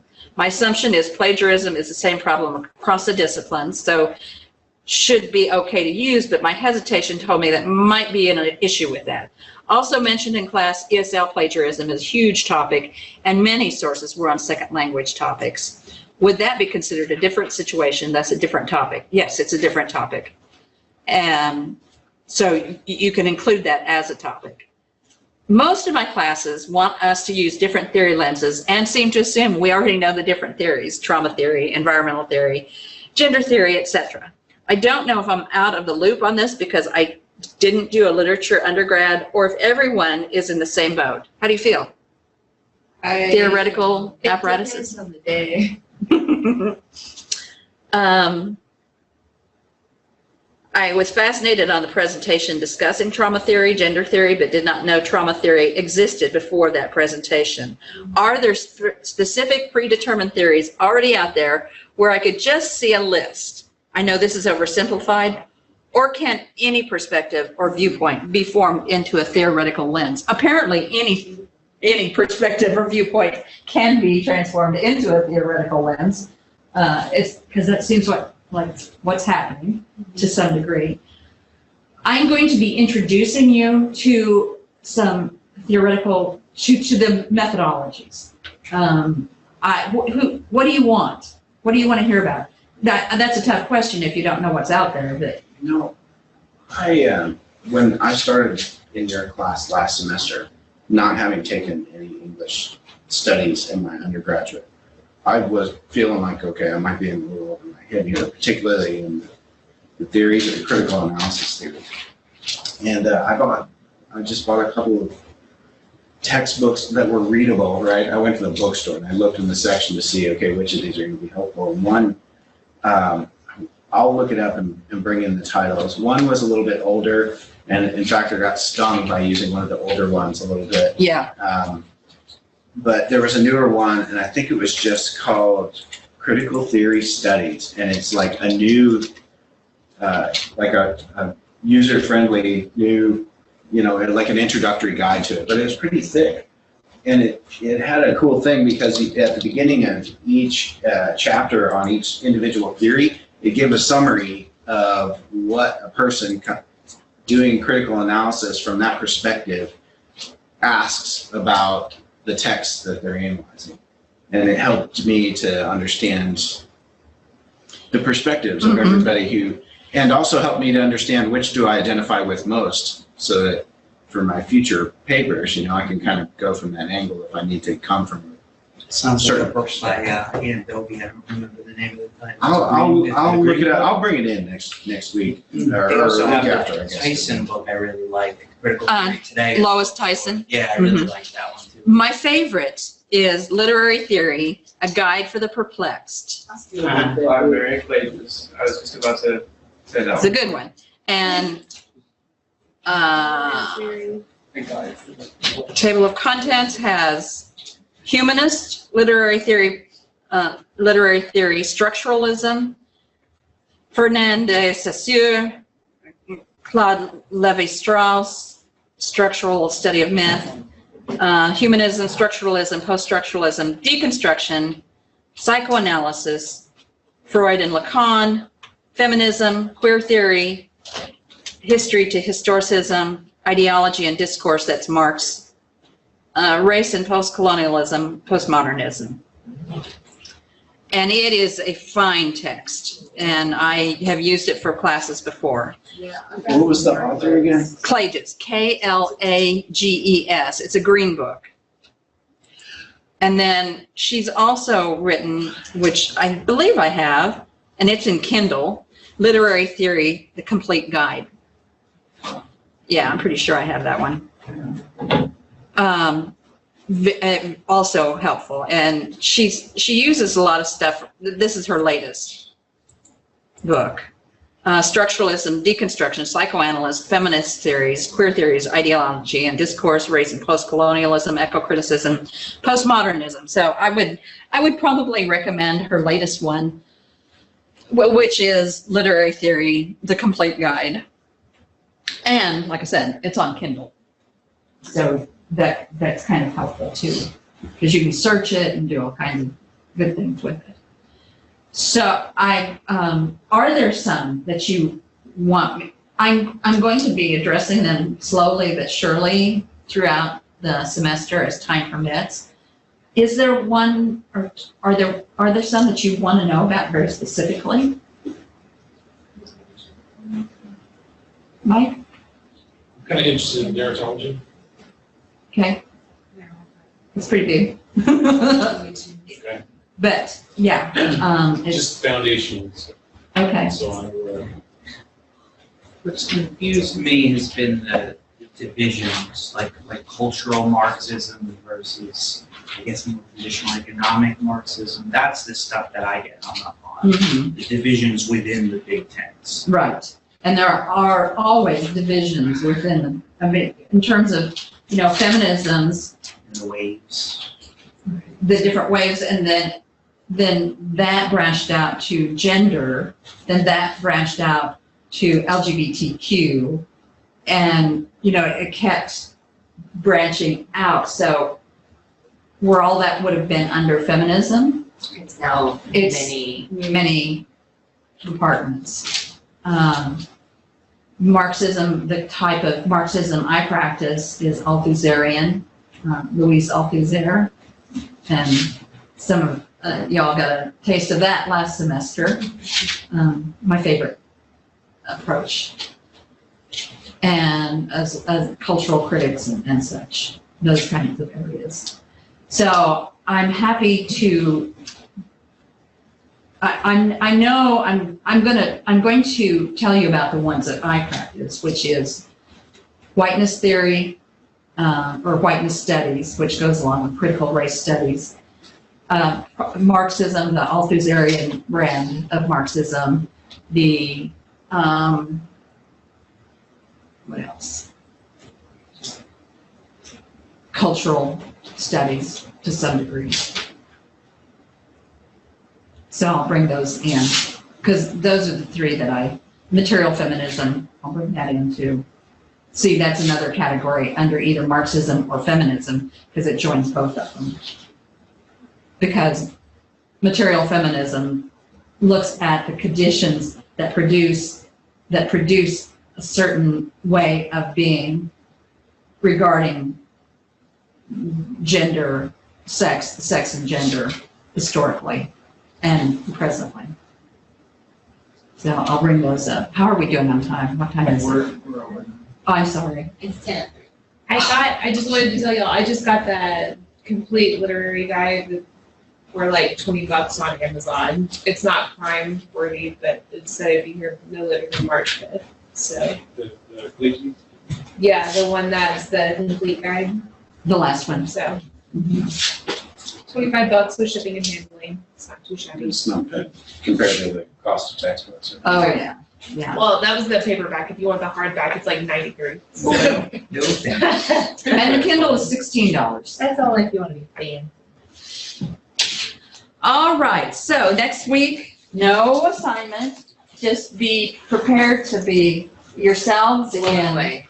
Hmm? To be blown away. No, you to blow her away. Yeah. Yeah, I'm done. yeah, I want you to blow her away with your smart selves. And I'll get your bibliographies back to you as quickly as possible. Hopefully this week. It just depends. My favorite. And if you have questions, do not say, I've asked her too many questions already. I know. Don't do that. I don't want you to see my name in your inbox and be like, Jolynn, what do you want now? No, you're not one that I would, nobody in this class is like I that. was like, that would be me. That, I have had that before, and nobody in this class is like that. I always feel like I asked a few big questions. No. Well, I usually apologize all over myself first, and then I ask my I question. know that I'm probably missing something somewhere, but I can't. Well, I think the most recent one was just like, Still be the same file. I've looked everywhere. That's I'm been recording blind. nonstop, so. I've looked. Bye, Gregory. Bye, Abigail. Be well. Bye.